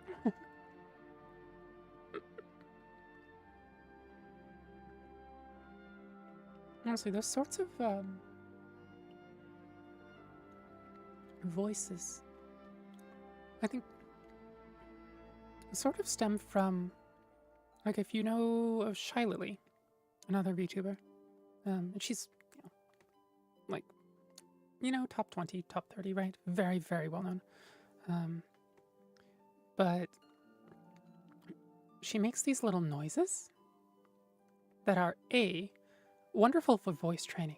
For any trans femmes out there, if you want to do feminizing voice training, just randomly doing her little, you know, just these just cute little, you know, just little sounds. Perfect for voice training. But also, I think part of it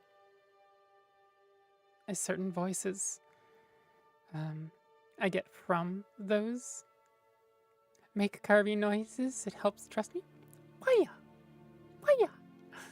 I think Kirby noises would help in the control going from true voice to falsefold voice to falsetto and back again.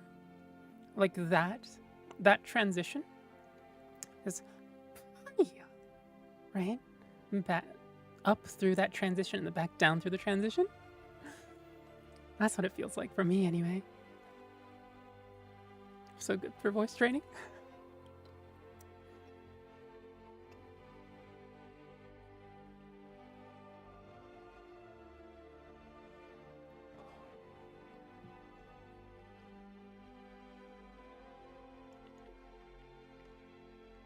Just stretches my voice and it's a vocal tick.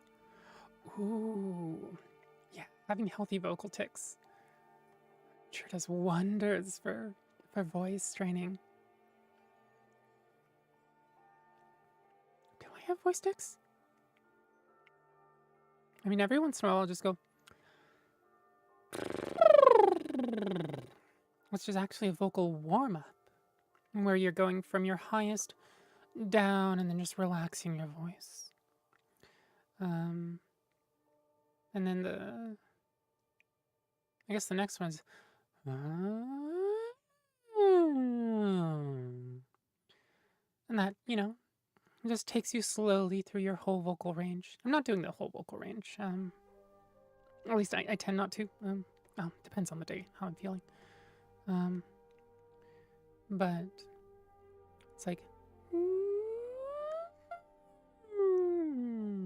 there's quite a bit up there in the falsetto range, but I tend not to use it very much except for parts of words, usually, like paya, right? There's part of that, and that's in the falsetto, falsefold voice.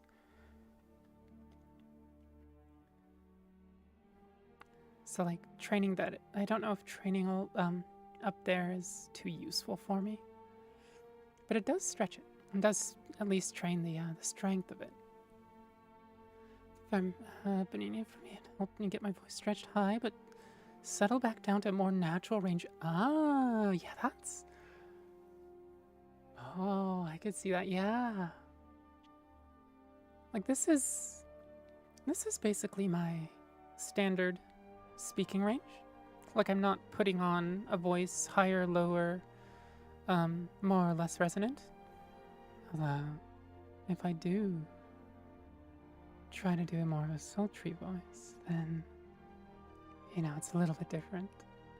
But, that voice, I think, has ever so slightly lower pitch, but also more air use per second, which makes it really hard to read in that voice.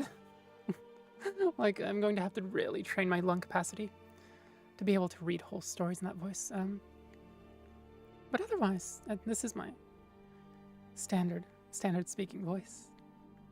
God, otherwise I couldn't do hours of streaming with this voice. Gods.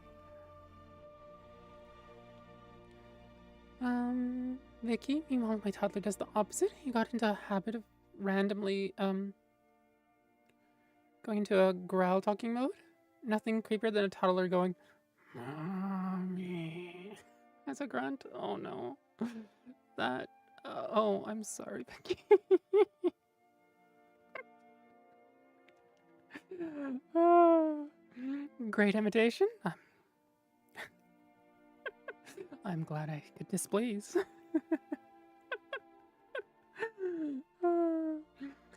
Vicky, I'm so envious of your voice. Oh. It's all training.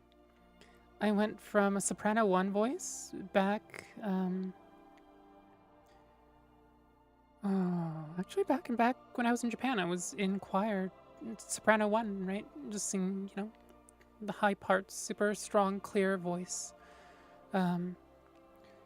But then puberty hit and I got like a voice that not only, so it had a, like down into the basso profundo range, which is below bass, and then tended to have like a resonance around the border of the bass to baritone range. So, like, with enough practice, you can get here. With enough practice, you can get here.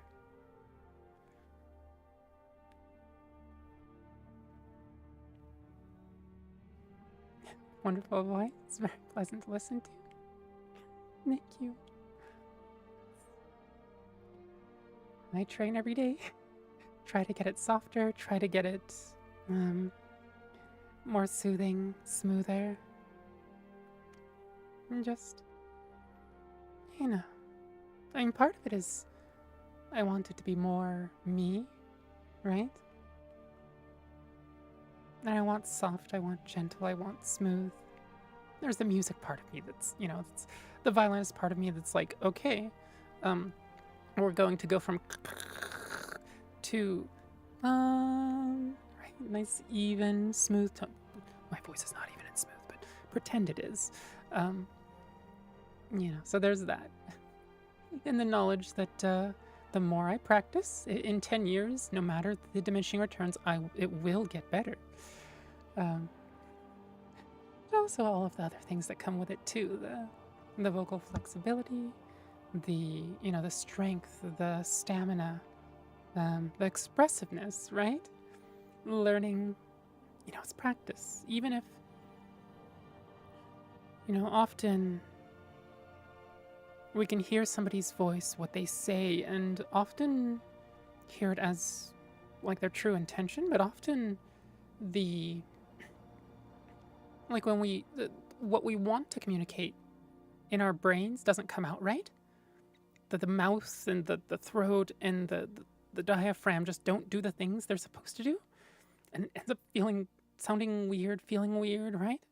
And I want to get rid of that. I want to get rid of that as much as I can. I want the voice, the expressiveness, the tempo, right, in my mind to be what comes out.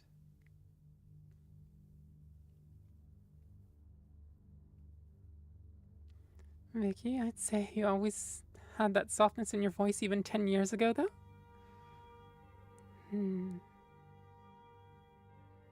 I wonder if... I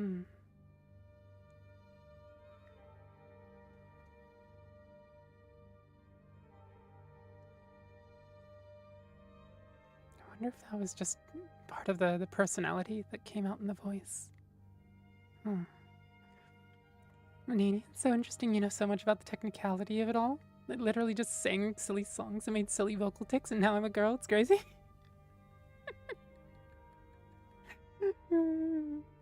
Remember earlier when I was talking about teaching English and pronunciation?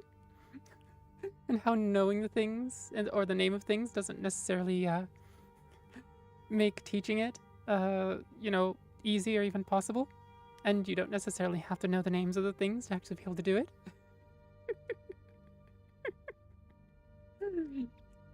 Case in point.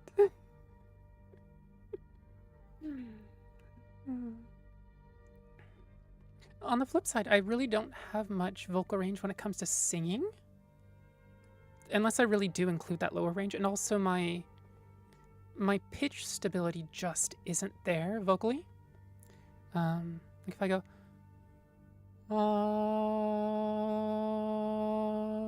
right, without... and that's with me trying to hold it stable, no vibrato. And it feels like there's a little bit of variance from my heartbeat. It also feels like the vocal equipment part of things isn't able to hold steady either.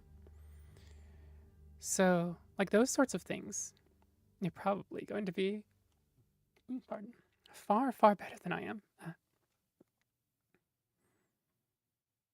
Your voice is smooth, girl. Don't even play? I don't know. Maybe in the timbre. Victoria, exactly as Bun says. I just add our skill point. Oh, we just put our skill points in different trees? That's true, yeah. Maybe same tree, different branches? Probably still a better singer than 40% of people? Maybe. I think I can chalk that entirely up to my ears, which are a separate training, right? Is it roughly the same pitch? Am I staying at roughly the same pitch? Was that the correct interval? What does my voice sound like? There you go, same tree, different branch.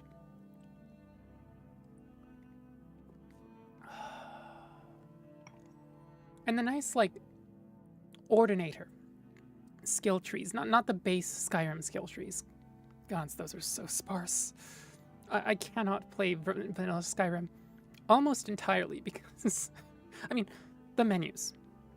The UI is one half of it. The other half is their skill trees. Their skill trees absolutely suck.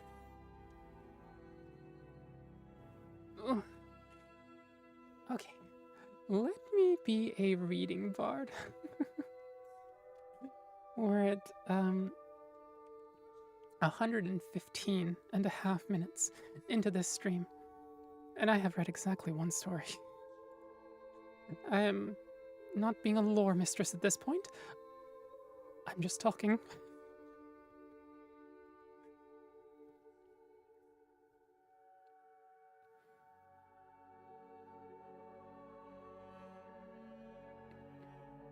Oh, good.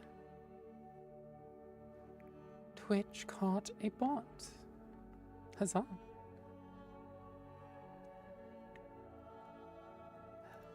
We get... Vicky, I saw that.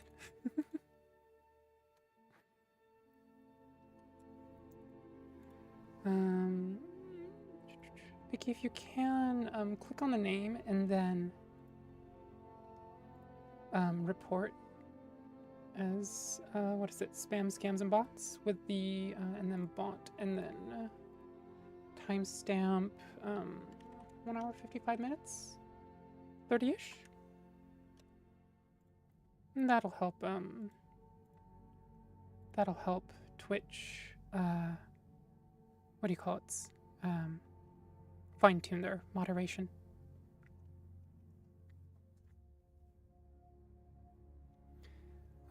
So, our past ads. Welcome back to everyone who was off in ads. I know you've been back for 11 minutes and 7-8 seconds now, but it's excuse this very, very distracted succubus. Distracted by people, surprisingly, and not by words.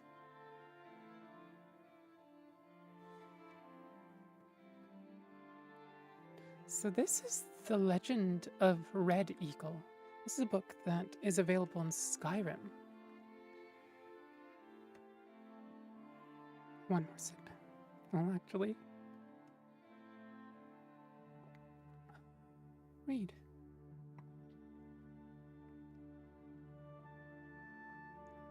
The Legend of Red Eagle by Tredane Dren, Archivist of Winterhold. An ancient tale about the invasion of the Reach by the First Empire. This tale was transcribed from the memory of Krys, student of Winterhold. A personal note here, this is probably the College of Winterhold that they're talking about. Elements of the legend suggest a date of a first era, 1030. Though, as with any oral tradition, much of it is likely a later anachronism. Curiously, stories of a similar king and his legendary blade appear in other ancient myths of the Reach. Long ago, a child was born in the Sundered Hills. They named him Fowlan, which means Red Eagle in the tongue of the Reach, for the screeching bird call that greeted his birth and the crimson blooms on the autumn hills. Thus began his legend, Reach child born under auspicious skies, his name, his very name, the color of blood. 10 kings ruled the Reach in those days, and though men were free, the people were scattered and warred amongst themselves. The augurs foresaw the boy's destiny, a warrior without peer, first and foremost Lord of the Reach, chosen to unite all under his name. Fowlan grew in years and strength, and it seemed the prophecy would be fulfilled. The banner of the Red Eagle was raised among the cliffs of the Reach, and his people prospered. Then came Hestra, Empress of the South, riding to war. One by one, the kings stood before her. One by one, they fell aside, bending knee in imperial bargains or slaughtered on the battlefield. Her legions came at last to the Sundered Hills, and envoys were sent to bargain for their surrender. Fowlan refused to yield the freedom of his people, but the elders were afraid, cast him out, and accepted the imperial yoke.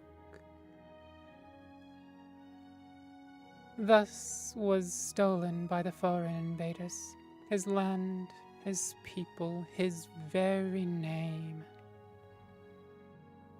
In the years that followed, Red Eagle became known as the untamed spirit of the Reach, unbowed, unbroken, stained by the blood of his foes. He gathered loyal reachmen to himself, those who clung to the old ways, who yearned for freedom and forged a new nation.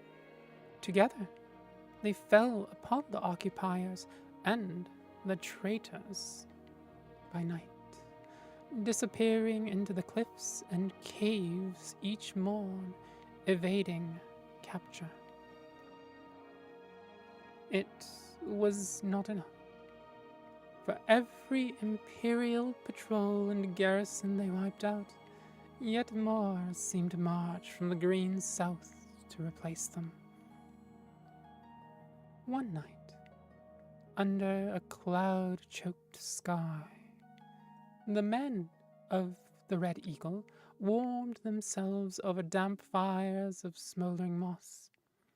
A huddled, shambling figure came to them, cloaked in rags, face cowled. Though his men mocked and cast stones at the stranger, Fallon sensed something and beckoned. The cowl was thrown back in the dim light, and she revealed herself to be one of the ancient and venerable hag-ravens. She offered power for a price, and a pact was made. Panini, I've got to go. I'm helping a friend with a stream. I want to stay, but I'll come back when I'm not preoccupied. Stream's so fun, darling. Keep serving it up. Thank you for being here for so long. Talk to you for now. See you again. Thus was brokered to the witch his heart, his will, his humanity. From that day forth, his was a spirit of vengeance, pitiless, beyond remorse. The rebels grew in strength and numbers, and none could stand against them.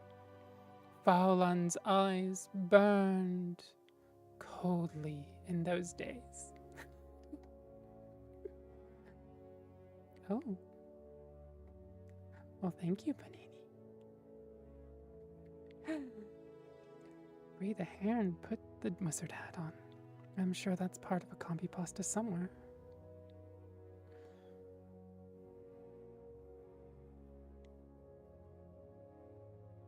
The rebels grew in strength and numbers, and none could stand against them. Faulan's eyes burned coldly in those days, black opals reflecting a mind not entirely his own. 2 years passed, and the foreigners were all but driven from the reach. Such a peace could not last, however. Bye.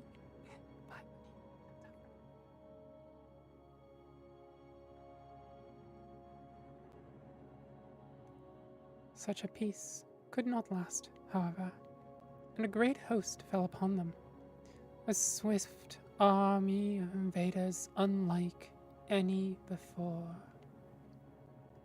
For a fortnight, Hestra's generals laid siege to Red Eagle's stronghold, till he himself came forth for battle, alone,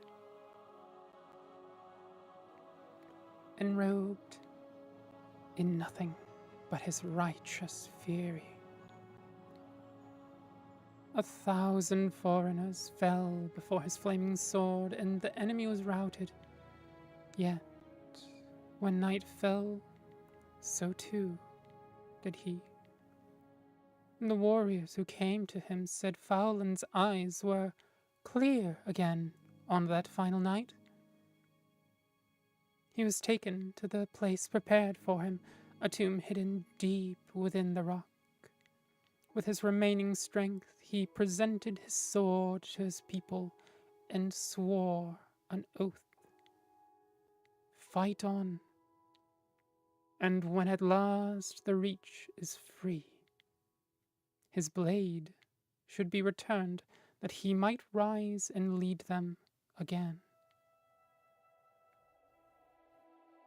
Thus was given for his people his life, his dream, his soul. But when every debt is repaid in blood, these he shall reclaim once more.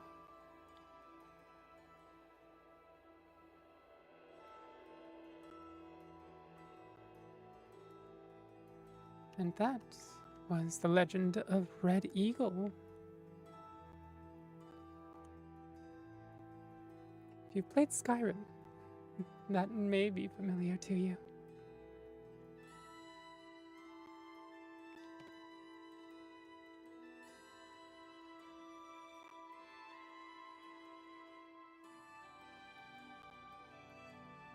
Now, I think the next one I have is a bit long. I'm actually not sure if we'll even get through it today. But it's called the Monomyth. And this is the creation myth of Nern, which is the planet, maybe the Mundus, which is the fabric of reality.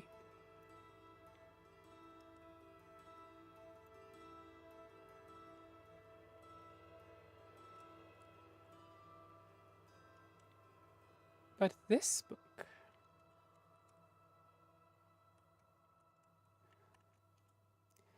is written by a person by the name of Michael Kirkbride. For anybody who's familiar with lore, if you've watched videos by various lore masters like Drew Morrow, Camelworks, Fudge Muppet, right? Then you may have heard this name pop up. He is one of the... Is it one of or the creator, the core creator of the Elder Scrolls lore and world? And if memory serves, basically everything we've gotten since has been built on his the foundations that he created.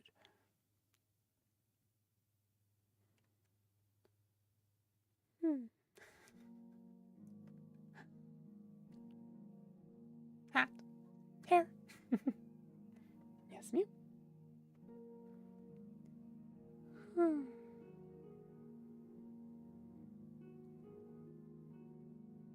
Hi, Raven.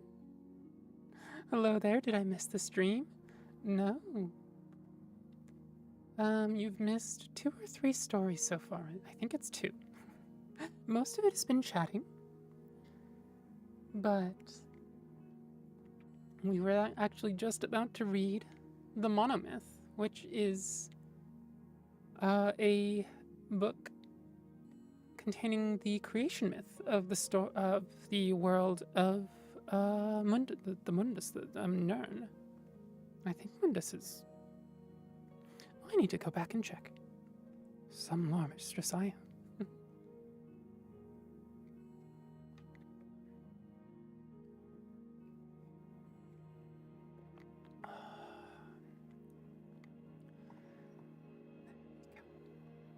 A little soothing for the throat before we start.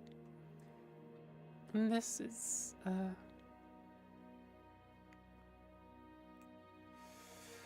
let's Let's see. This has to be... there we go. I need to section this out just a little bit. Because there are multiple sections in this book.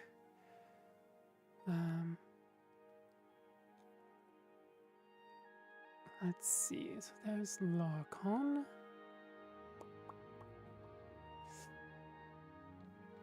Some of these sections are very, very long. And again, we probably won't get to all of them today. But we can at least get through some of it. This is actually not too bad. 3,000 words. Although when I'm actually reading on stream, I definitely don't read as fast as I read when I'm not vocalizing. Let me pour myself just a little bit more tea before we start as well. Otherwise, I'm going to be reaching for an empty teacup in the middle of the stream. How's your evening been, by the way, Raven?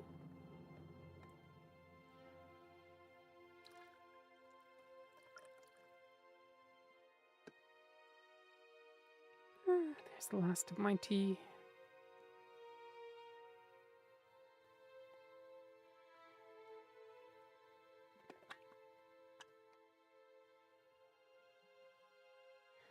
I question the wisdom of having tea at this hour, as this is not undecaffed tea. It is warm. Oh, that feels nice.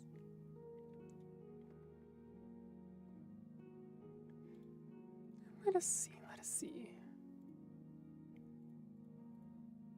I'm going to do that and this one.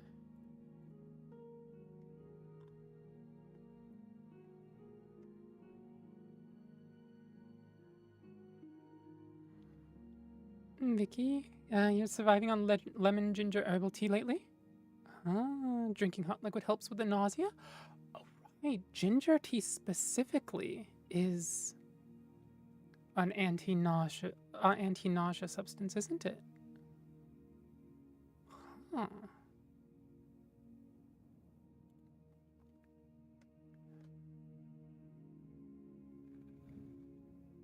Indeed. So let us see. And this is the monomyth, written not by an in-world person. This is told to us by the lore master of lore masters, Michael Kirkbride. It's a theological book containing the common creation myths, multiple.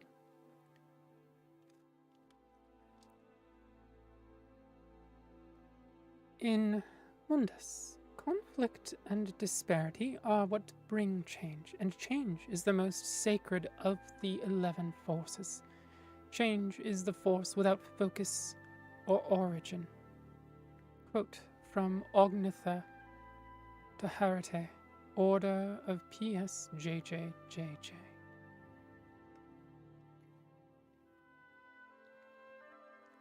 Simply put, the schism in the human Aldmeri worldview is the mortal's relationship to the divine.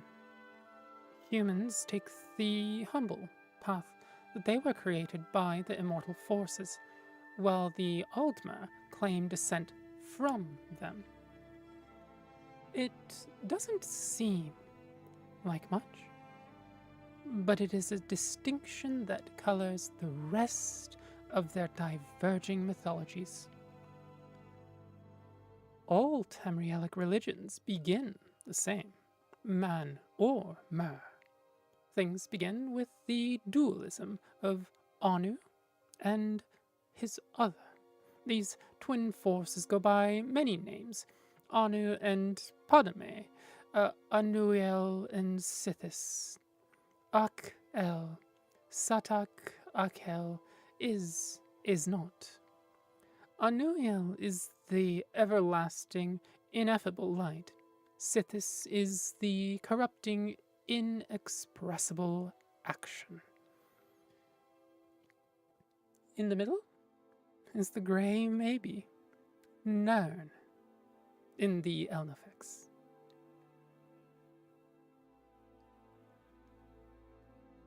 In most cultures, Anuiel is honored for his part of the interplay that creates the world. But Sithis is held in highest esteem because he's the one that causes the reactions. Sithis is thus the original creator, an entity who intrinsically causes change even without design. Even the Hist acknowledge this being. Anuiel is also perceived of as order, as opposed to the Sithis, chaos. Perhaps it is easier for mortals to envision change than perfect stasis, for often Anuiel is relegated to the mythic background of Sithis's fantasies. Sithis's fancies. In Yokudan folktales, which are among the most vivid in the world, Satak is only referred to a handful of times as the Hum. He is a force so prevalent as to be not really there at all. In any case, from these two beings spring the et order, or original, spirits.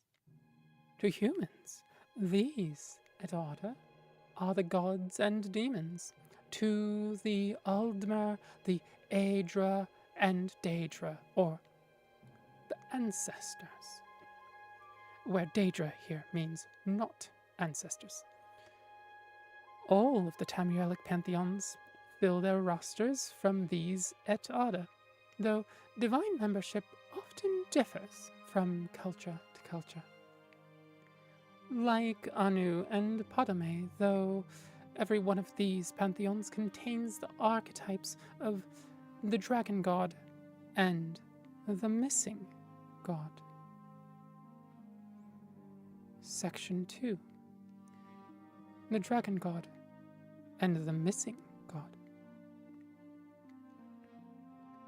The dragon god is always related to time, and is universally revered as the first god. He is often called Akatosh, quote, whose perch from eternity allowed the day. He is the central god of the Cyrodiilic Empire. The missing god is always related to the mortal plane, and is a key figure in the human/Aldmeri schism. The missing refers to either his palpable absence from the pantheon, another mental distress that is interpreted a variety of ways, or the removal of his divine spark by the other immortals. He is often called Lorcan, and his epitaphs are many, equally damnable and devout. Note that Tamriel and the mortal plane do not exist yet. The grey maybe is still the playground of the original spirits. Some are more bound to Anu's light, others to the unknowable void. Their constant flux and interplay increase their number, and their personalities take long to congeal. When Akatosh forms, time begins, and it becomes easier for some spirits to realize themselves as beings with a past and a future. The strongest recognizable, the strongest of the recognizable spirits crystallize. Mephala, Arche, Ifra, Magnus, etc. Others remain as concepts, ideas, or emotions. One of the strongest of these, a barely formed urge that the others call Lorcan, details a plan to create Mundus, the mortal plane. Humans, with the exception of the Red Guards, see this act as a divine mercy, an enlightenment whereby lesser creatures can reach immortality. Aldmer, with the exception of the Dark Elves, see this act as a cruel deception, a trick that sundered their connection to the spirit plane. The myth of Aurbis.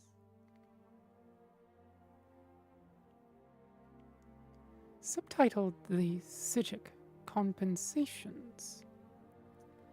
Mythic Aurbis was an attempt by Artaeum apologists to explain the basics of Aldmeri religion to Emperor Uriel V in the early glorious part of his reign.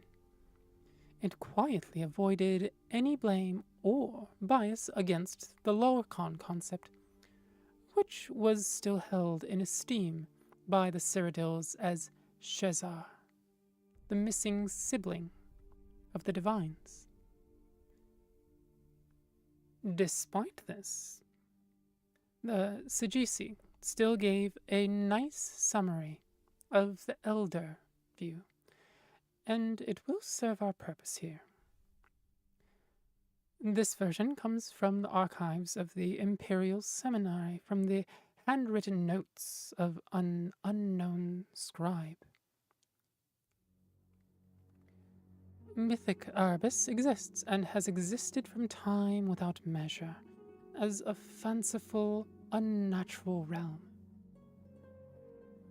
Aurbis is used to connote the imperceptible penumbra, the grey center between the is and is not of Anu and Padme. It contains the multitude realms of Aetherius and Oblivion, as well as other less structured forms. The magical beings of mythic Aurbis live for a long time and have complex narrative lives, creating the patterns of myth. These are spirits made from the bits of the immortal polarity. And the first of these was Akatosh, the Time Dragon, whose formation made it easier for other spirits to structure themselves.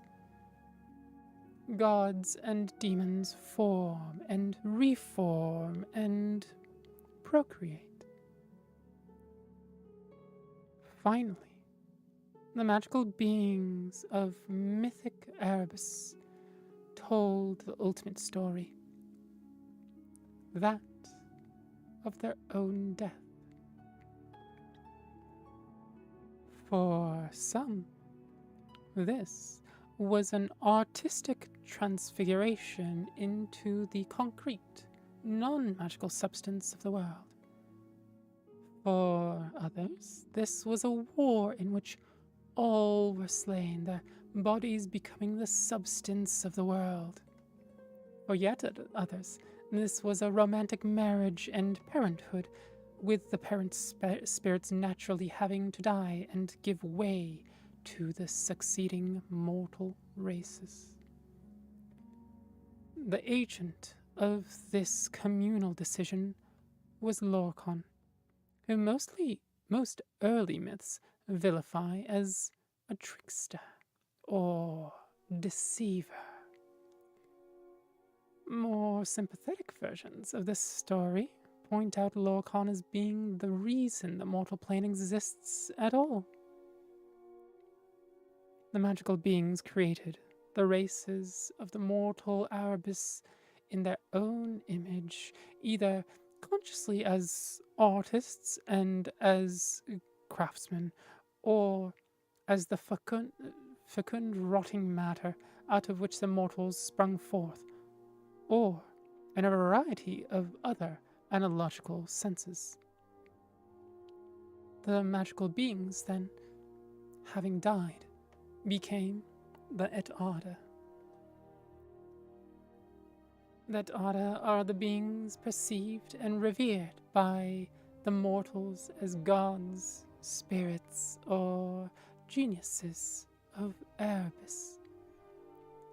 Through their deaths, these magical beings separated themselves in nature from the other magical beings of the unnatural realms. The Daedra were created at this time also, being spirits and gods more attuned to oblivion, or the realm closer to the void of Padme.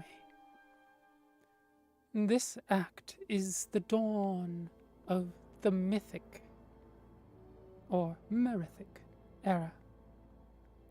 It has been perceived by the earliest mortals many different ways, either as a joyous second creation, or, especially by the elves, the Mer, as a painful fracturing from the divine. The originator of the event is always Lorcan. Lorcan. This creator, trickster, tester deity is in every Tamrielic mythic tradition. His most popular name is the Eldmeri Lorcan, or Doom Drum. He convinced or contrived the original spirits to bring about the creation of the mortal plane, upsetting the status quo, much like his father Padme had introduced instability into the universe in the beginning place. After the world is materialized, Lorcan is separated from his divine center, sometimes involuntarily, and wanders the creation of the EtAda. Interpretations of these events differ widely by culture. Below are some of the better known.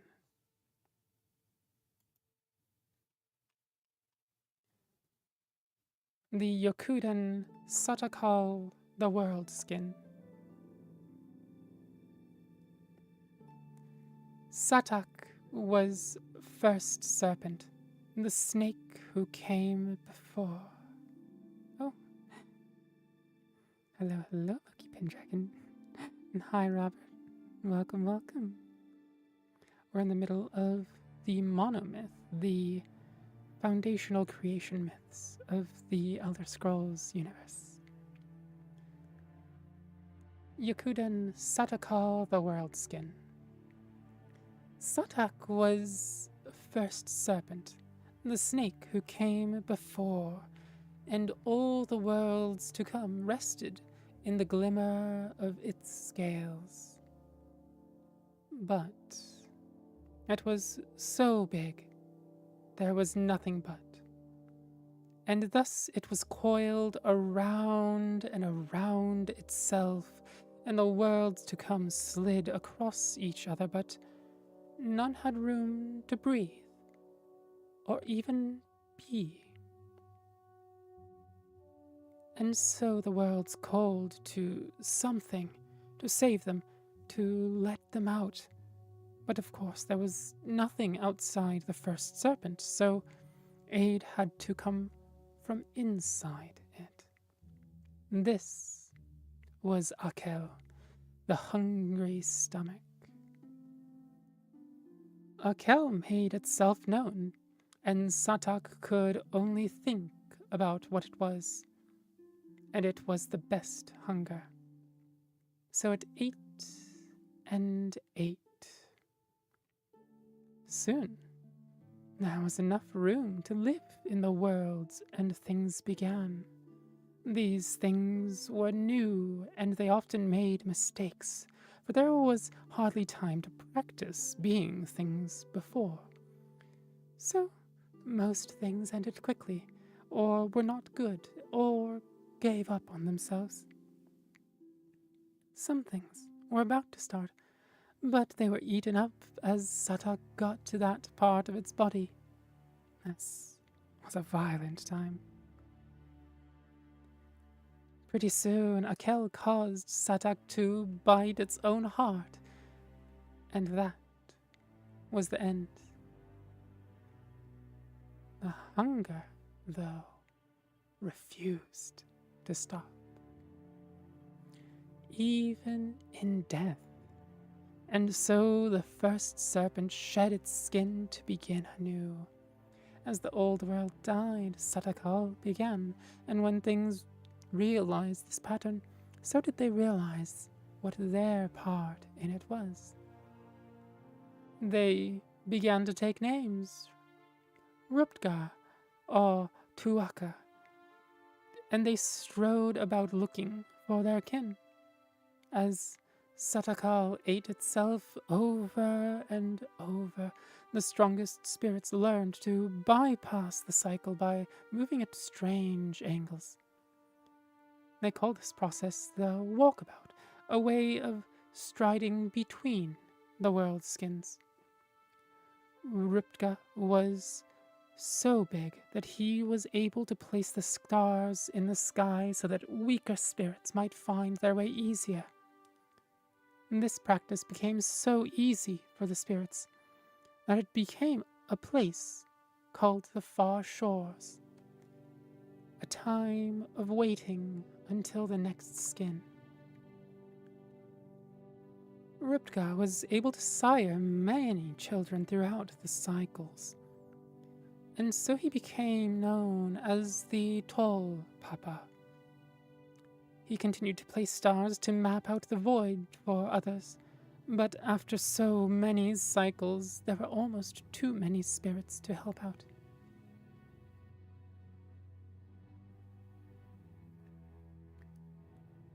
He made himself a helper from the detritus of past skins, and this was Sep, or Second Serpent.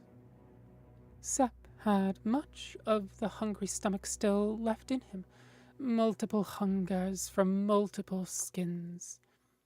He was so hungry, he could not think straight. Sometimes he would just eat the spirits he was supposed to help, but Tall Papa would always reach in and take them back out.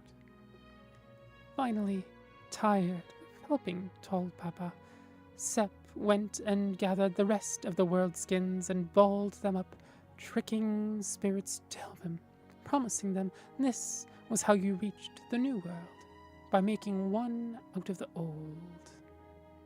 These spirits loved this way of living, as it was easier.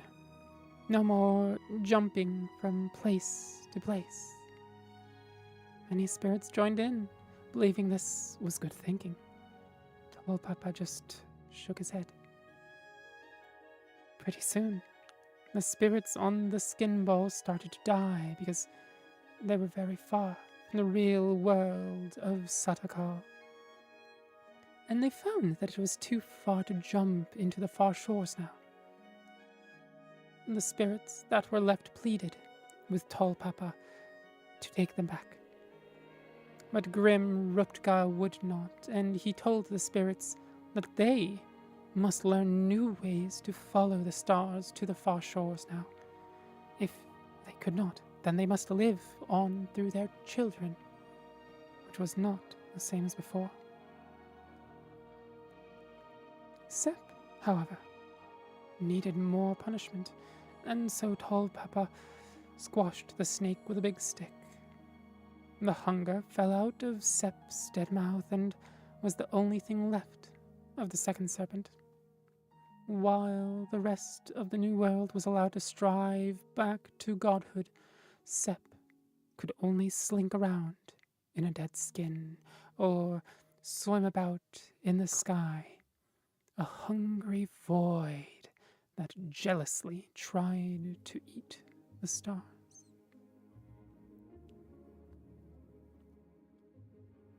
Next is the Cyrodiilic Shazar's song. But before I read that, let me go take a quick water break.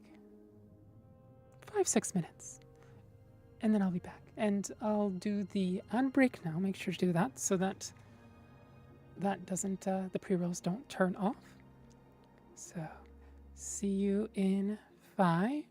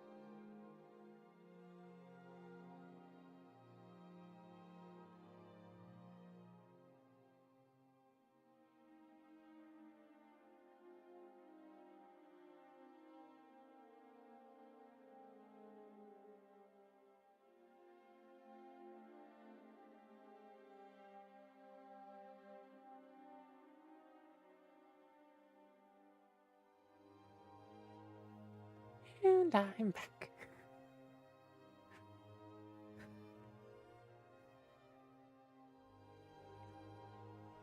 Let's see. Did I did it again, chat.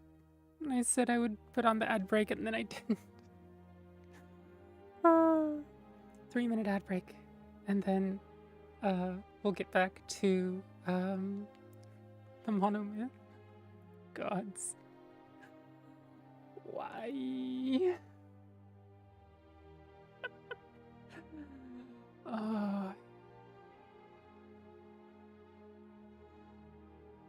She forgore. Yeah. Yeah, I did. It's surprisingly common, that one. So I need to munch just a little bit just to make sure that I have a little extra energy.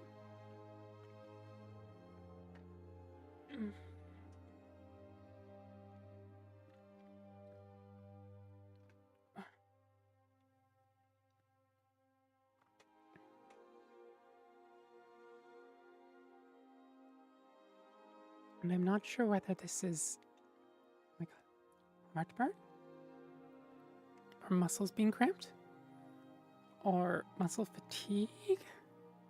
My lower back feels really weird. No, that's not my lower back. That's my mid back. Mid into upper?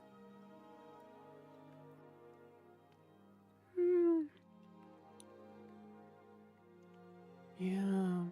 Right about where the spine is mid-curve. Or like the two curves of the spine meet. Did you sneeze hard in the last couple of days? Not that I know of. If you're talking about throwing out my back, I haven't done that. It's not that sort of pain. At least it doesn't feel like it. That one I have a lot of experience with.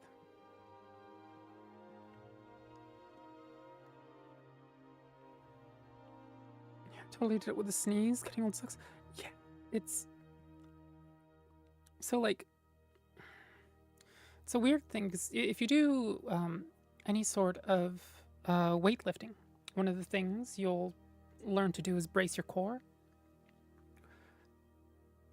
And you don't, like, suck your core in. You almost push it out, almost. Feels like a little bit. But that actually, what that does is that stabilizes your spine. And I think the older you get, the more important that is. But the other thing is that often... Let me get back to... No hat. There we go.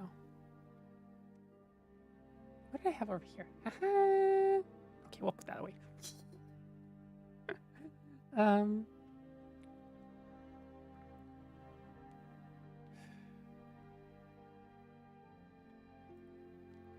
Toddler rolls down the stairs, gets up, and goes to play as if nothing happened. Adult sneezes, paralyzes back for 3 weeks.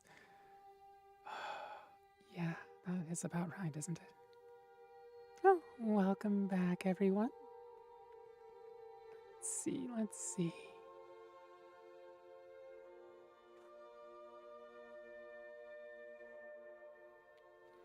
As a note, if you'd like to support me beyond subbing on Twitch, I do have a coffee account as well. I think Nightbot puts the link out every once in a while. But, especially the monthly members there really put food on my table and make all of this possible. So, if you'd like to help out with that, be really grateful. And there was one other thing that I was meaning to say. Right.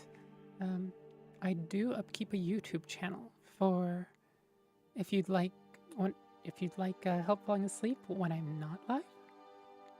Then there are YouTube videos on the YouTube account. I believe the YouTube account is actually Succubard's Library.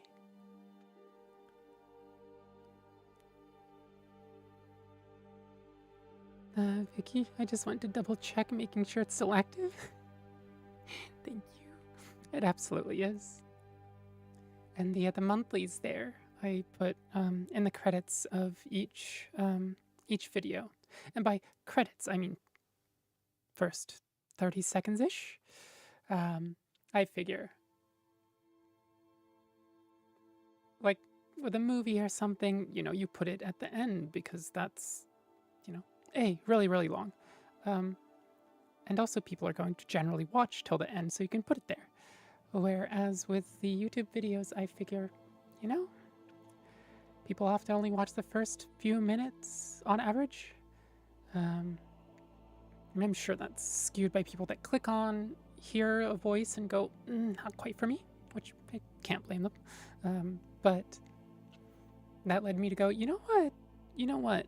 Why don't we just put this thanks to the coffee members near the front, right after the other few things that happened there. Excellent. In the olden days, they were at the start of movies anyway. Not that out there as a concept. Oh, perhaps back when they had less staff? Because that would definitely take less time. Whereas nowadays, movie productions are they involve so many people. And granted, I get some really wonderful movies like The Lord of the Rings, right? And that involved so many people. But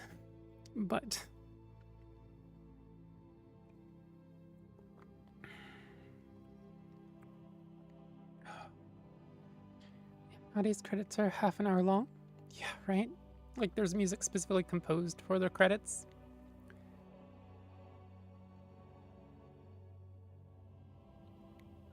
Yes. Come on. I can't reach down there. Oh, don't complain to me like you don't know. You come up here, you get pets. If you can't come up here, you don't get pets. Raven, I promise my books. If I make my books something profitable economically, pinky promise.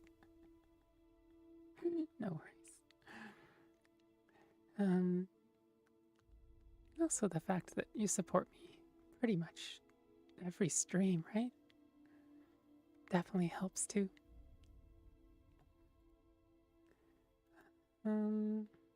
Mickey, makeup artists, accessorists, light artists, videographers, etc. Yep. Pardon.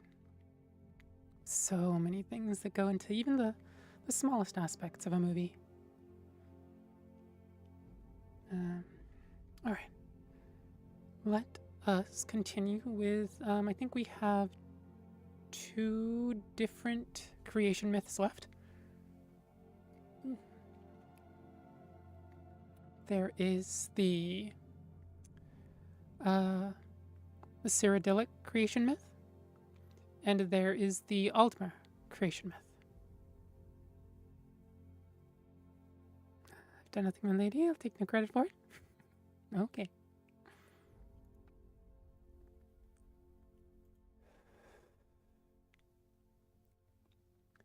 Cyrodiilic myth. Shezar's song. This was a new thing that Shezar described to the gods, becoming mothers and fathers, being responsible, and making great sacrifices with no guarantee of success. But Shezar spoke beautifully to them, and moved them beyond mystery and tears. Thus, the Aedra gave free birth to the world, the beasts, and the beings, making such things from parts of themselves. This free birth was very painful, and afterwards the Aedra were no longer young and strong and powerful as they had been from the beginning of days. Some Aedra were disappointed, bitter in their loss, and angry with Shezar, and with all creation, for they felt Shezar had lied and tricked them. These Aedra, the gods of the Altmer, led by Ariel, were disgusted by their enfeebled selves and by what they had created. Something is spoiled for now and for all time, and the most we can do is teach the elven races to suffer nobly with dignity and chastise ourselves for our folly and avenge ourselves upon Shezar and his allies. Thus the gods of the elves, dark and brooding, and thus are the gods of the elves, dark and brooding, and thus the elves ever dissatisfied with mortality, and always proud and stoic, despite the harshness of this cruel and indifferent world. Other Aedra looked upon creation, and were well pleased. These Aedra, the gods of men and beast folk, led by Akatosh, praised and cherished their wards, the mortal races. We have suffered and are diminished for all time, but the mortal world we have made is glorious, filling our hearts and spirits with hope. Let us teach the mortal races to live well, to cherish beauty and honor, and to love one another as we love them. Thus are the gods of men tender and patient, and thus are men and beast folk great in heart for joy or suffering, and ambitious for greater wisdom and a better world. Now, when the Daedra lords heard Shezar, they mocked him and the other Daedra. Cut parts of yourself off and lose them forever. That's stupid. You'll be sorry. We are far smarter than you, for we will create a new world out of ourselves, but we will not cut it off or let it mock us, but we will make this world within ourselves forever ours and under our complete control. So the Daedra lords created the Daedric realms, and all the ranks of lesser Daedra, great and small. And for the most part, the Daedra lords were well pleased with this arrangement, for they always had worshippers and servants and playthings close to hand.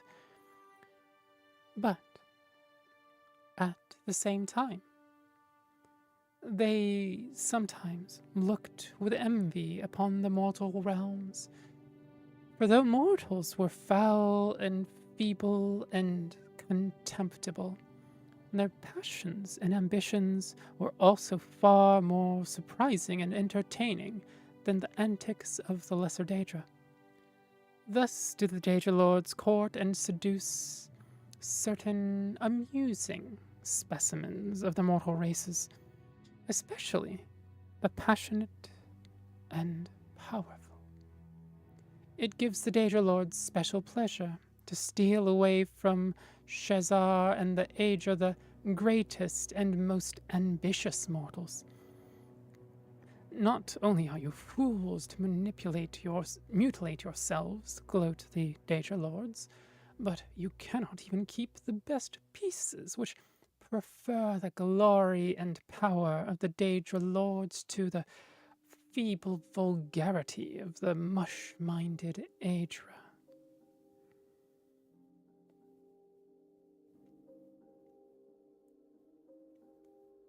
And now we have the Aldmeri myth, the heart of the world. Although I'm going to take a sip real quick.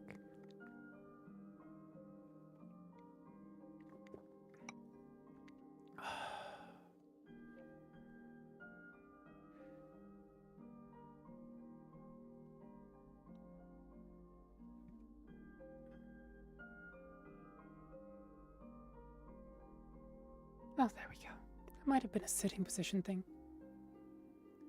I need to get something that supports my back a little better.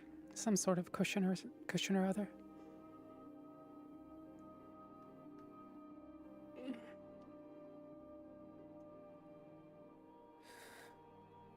Old Mary creation myth. The heart of the world. Anu encompassed and encompasses all things. So that he might know himself, he created Anuiel, his soul and the soul of all things. Anuiel, as all souls, was given to self-reflection, and for this, he needed to differentiate between his forms, attributes, and intellects. Thus was born Sithis, who was the sum of all the limitations Anuiel would utilize to ponder himself. Anuiel, who was the soul of all things, therefore became many things. And this interplay was, and is, the Erebus. At first, the Erebus was turbulent and confusing, as Anuiel's ruminations went on without design. Aspects of the Erebus then asked for a schedule to follow, or procedures whereby they might enjoy themselves a little longer outside of perfect knowledge. So that he might know himself this way too, Anu created Auriel in the soul of his soul. Auriel bled through the Erebus into a new force called time. With time, various aspects of the Erebus began to understand their natures and limitations. They took names, like Magnus or Mara or Zen. One of these, Lorcan, was more of a limit than a nature, so he could never last long anywhere. As he entered every aspect of Anuiel, Lorcan would plant an idea that was almost wholly based on limitations. He outlined a plan to create a soul for the Erebus, a place where the aspects of aspects might be allowed to self-reflect.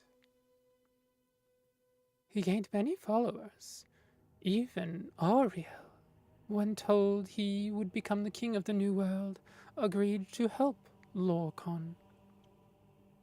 So they created the Mundus, where their own aspects might live, and became the EmoteEden.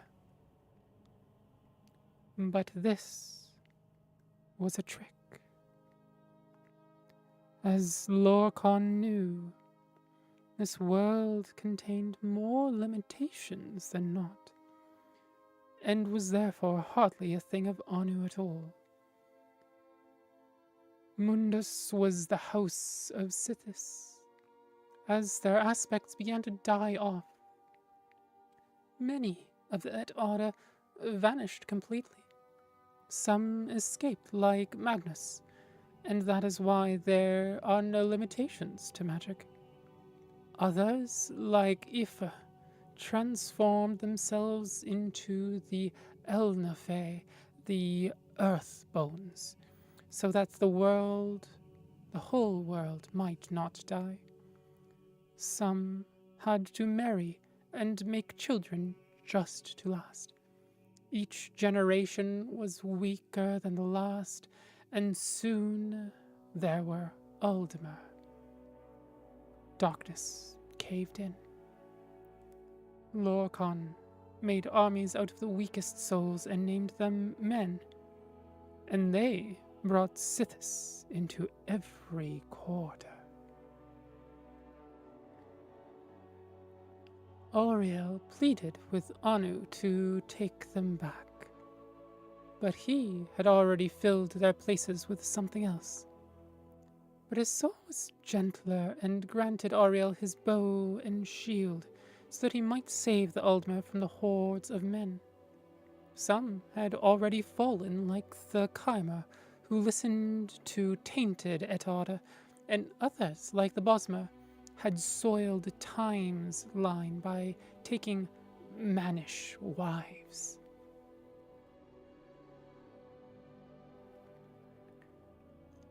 Auriel could not save Altmora, the Elder would, and it was lost to men. They were chased south and east to old El Nefeh, and Lorcan was close behind. He shattered that land into many. Finally, Trinimac, Auriel's greatest knight, knocked Lorcan down in front of his army and reached in with more than hands to take his heart. He was undone. The men dragged Lorcan's body away and swore blood vengeance on the heirs of Auriel for all time. But when Trinimac and Auriel tried to destroy the heart of Lorcan, it laughed at them. It said, "This heart is the heart of the world, for one was made to satisfy the other." So Auriel fastened the thing to an arrow and let it fly into the sea, where no aspect of the new world may ever find it. And that was the monomyth, which features various creation myths.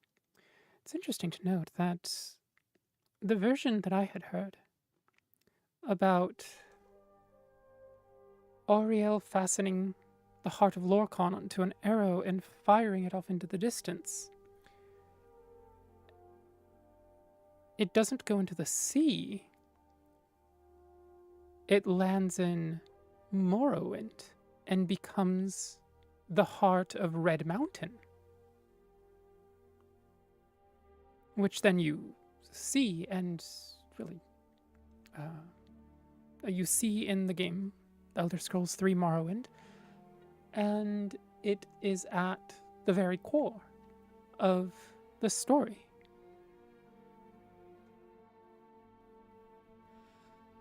Verity, who needs cushions when you have stuffed animals? Unfortunately, I don't have any stuffed animals that could serve as a properly supporting cushion.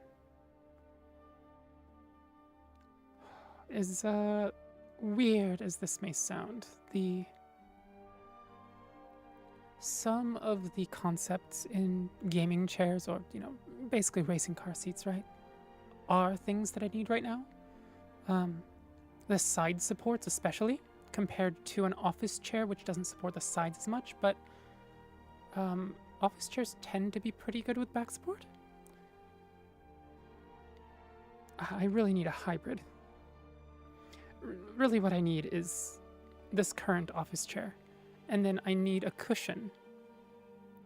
Adjustable lumbar support is so nice. Yeah, I have a small cylindrical pillow that I'm using as a lumbar support, but it's a little too thick, I think, and it's a little too big, and so it at the point where it feels like it's supporting, my back doesn't, it stresses it the other way. It's better than not having it, as a note. But it does still take muscular support, which is, yeah, I'm going to have to look into cushions. It's like if I could have, the shape of a race car seat or a gaming chair, where it's like really thin at the very bottom, And then, you know, the supports come out, and there's the support for the lumbar spine, and then it thins out again near the top, and then has a little support for the shoulders, right? Maybe even something that I can lean back my head back on every once in a while. I'm guessing somebody's made a cushion like that. Maybe, probably memory foam, honestly. If I could reshape my memory foam pillow, I would absolutely use it.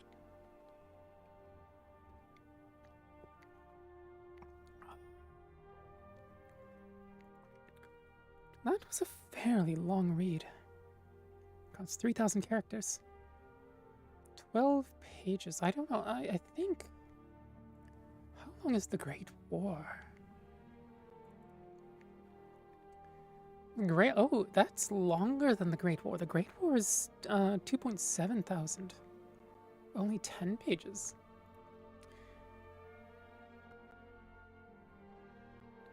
Unfortunately, I don't know if the monomyth feels a little too esoteric. I don't know how engaging it is for people. I think for really it only it's only really engaging for people that are head over heels for the lore.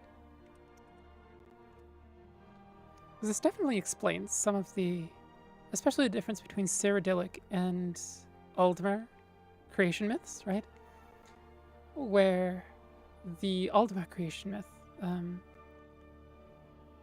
you know, where is it?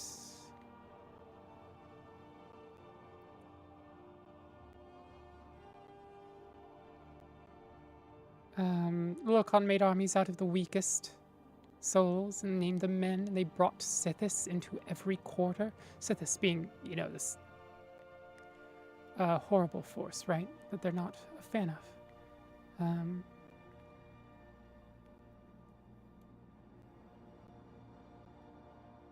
Whereas in the Cyrodiilic, it was interesting to see it acknowledges the Aldmeri view that they were sort of cut off from immortality. The Mer were cut off from immortality.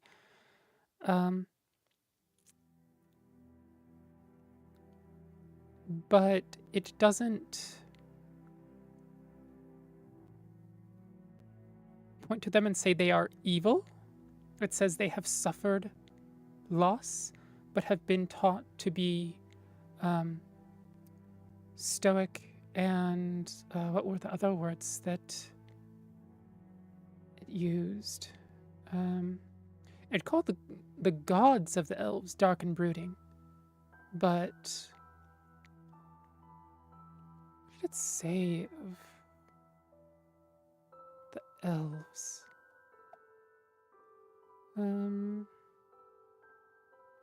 They suffer nobly and with dignity, right? Whereas the Aldmer, the elven myth is the men are the lowliest of the low, and they bring this vile darkness to every place they tread, right? It's like, whew, I can see why the Aldmeri Dominion wants to, you know, really doesn't like men. If this is their creation myth, good gods.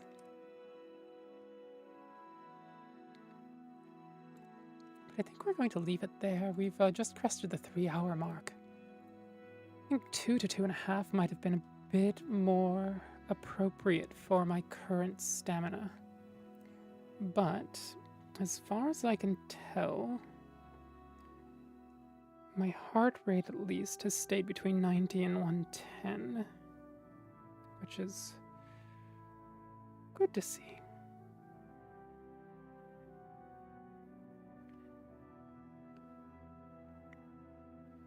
Raven lumber support is nice. I used to like a cover thing on top where I sleep. Oh, you use like a cover thing in on top where I sleep feels nice on my back. Oh, a mattress cover. A mattress cover. Yeah.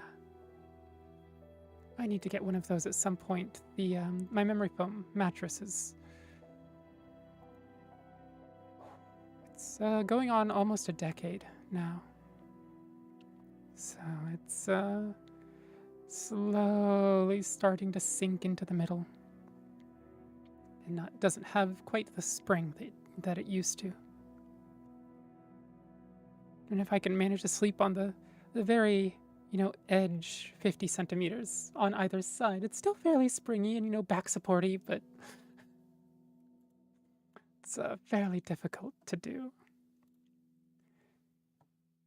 Anywho, let us see who we want to raid out to.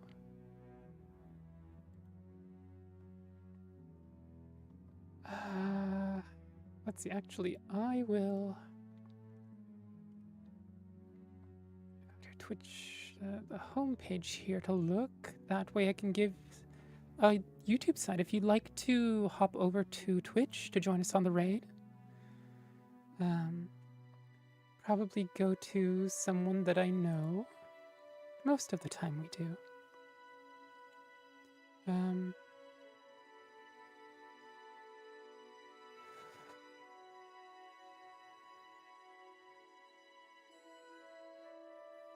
Oh, Whiffle.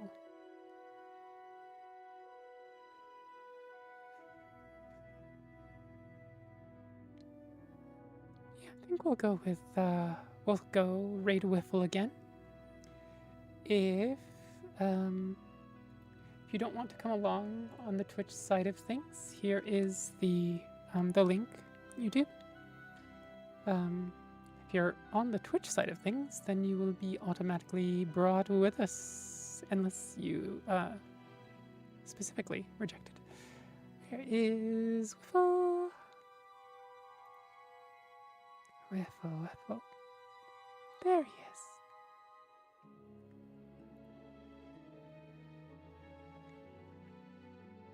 All right. Thank you all for being here. Thank you again for the subs and the coffee members that support me and allow me to keep this going. And see you on the other side of the raid.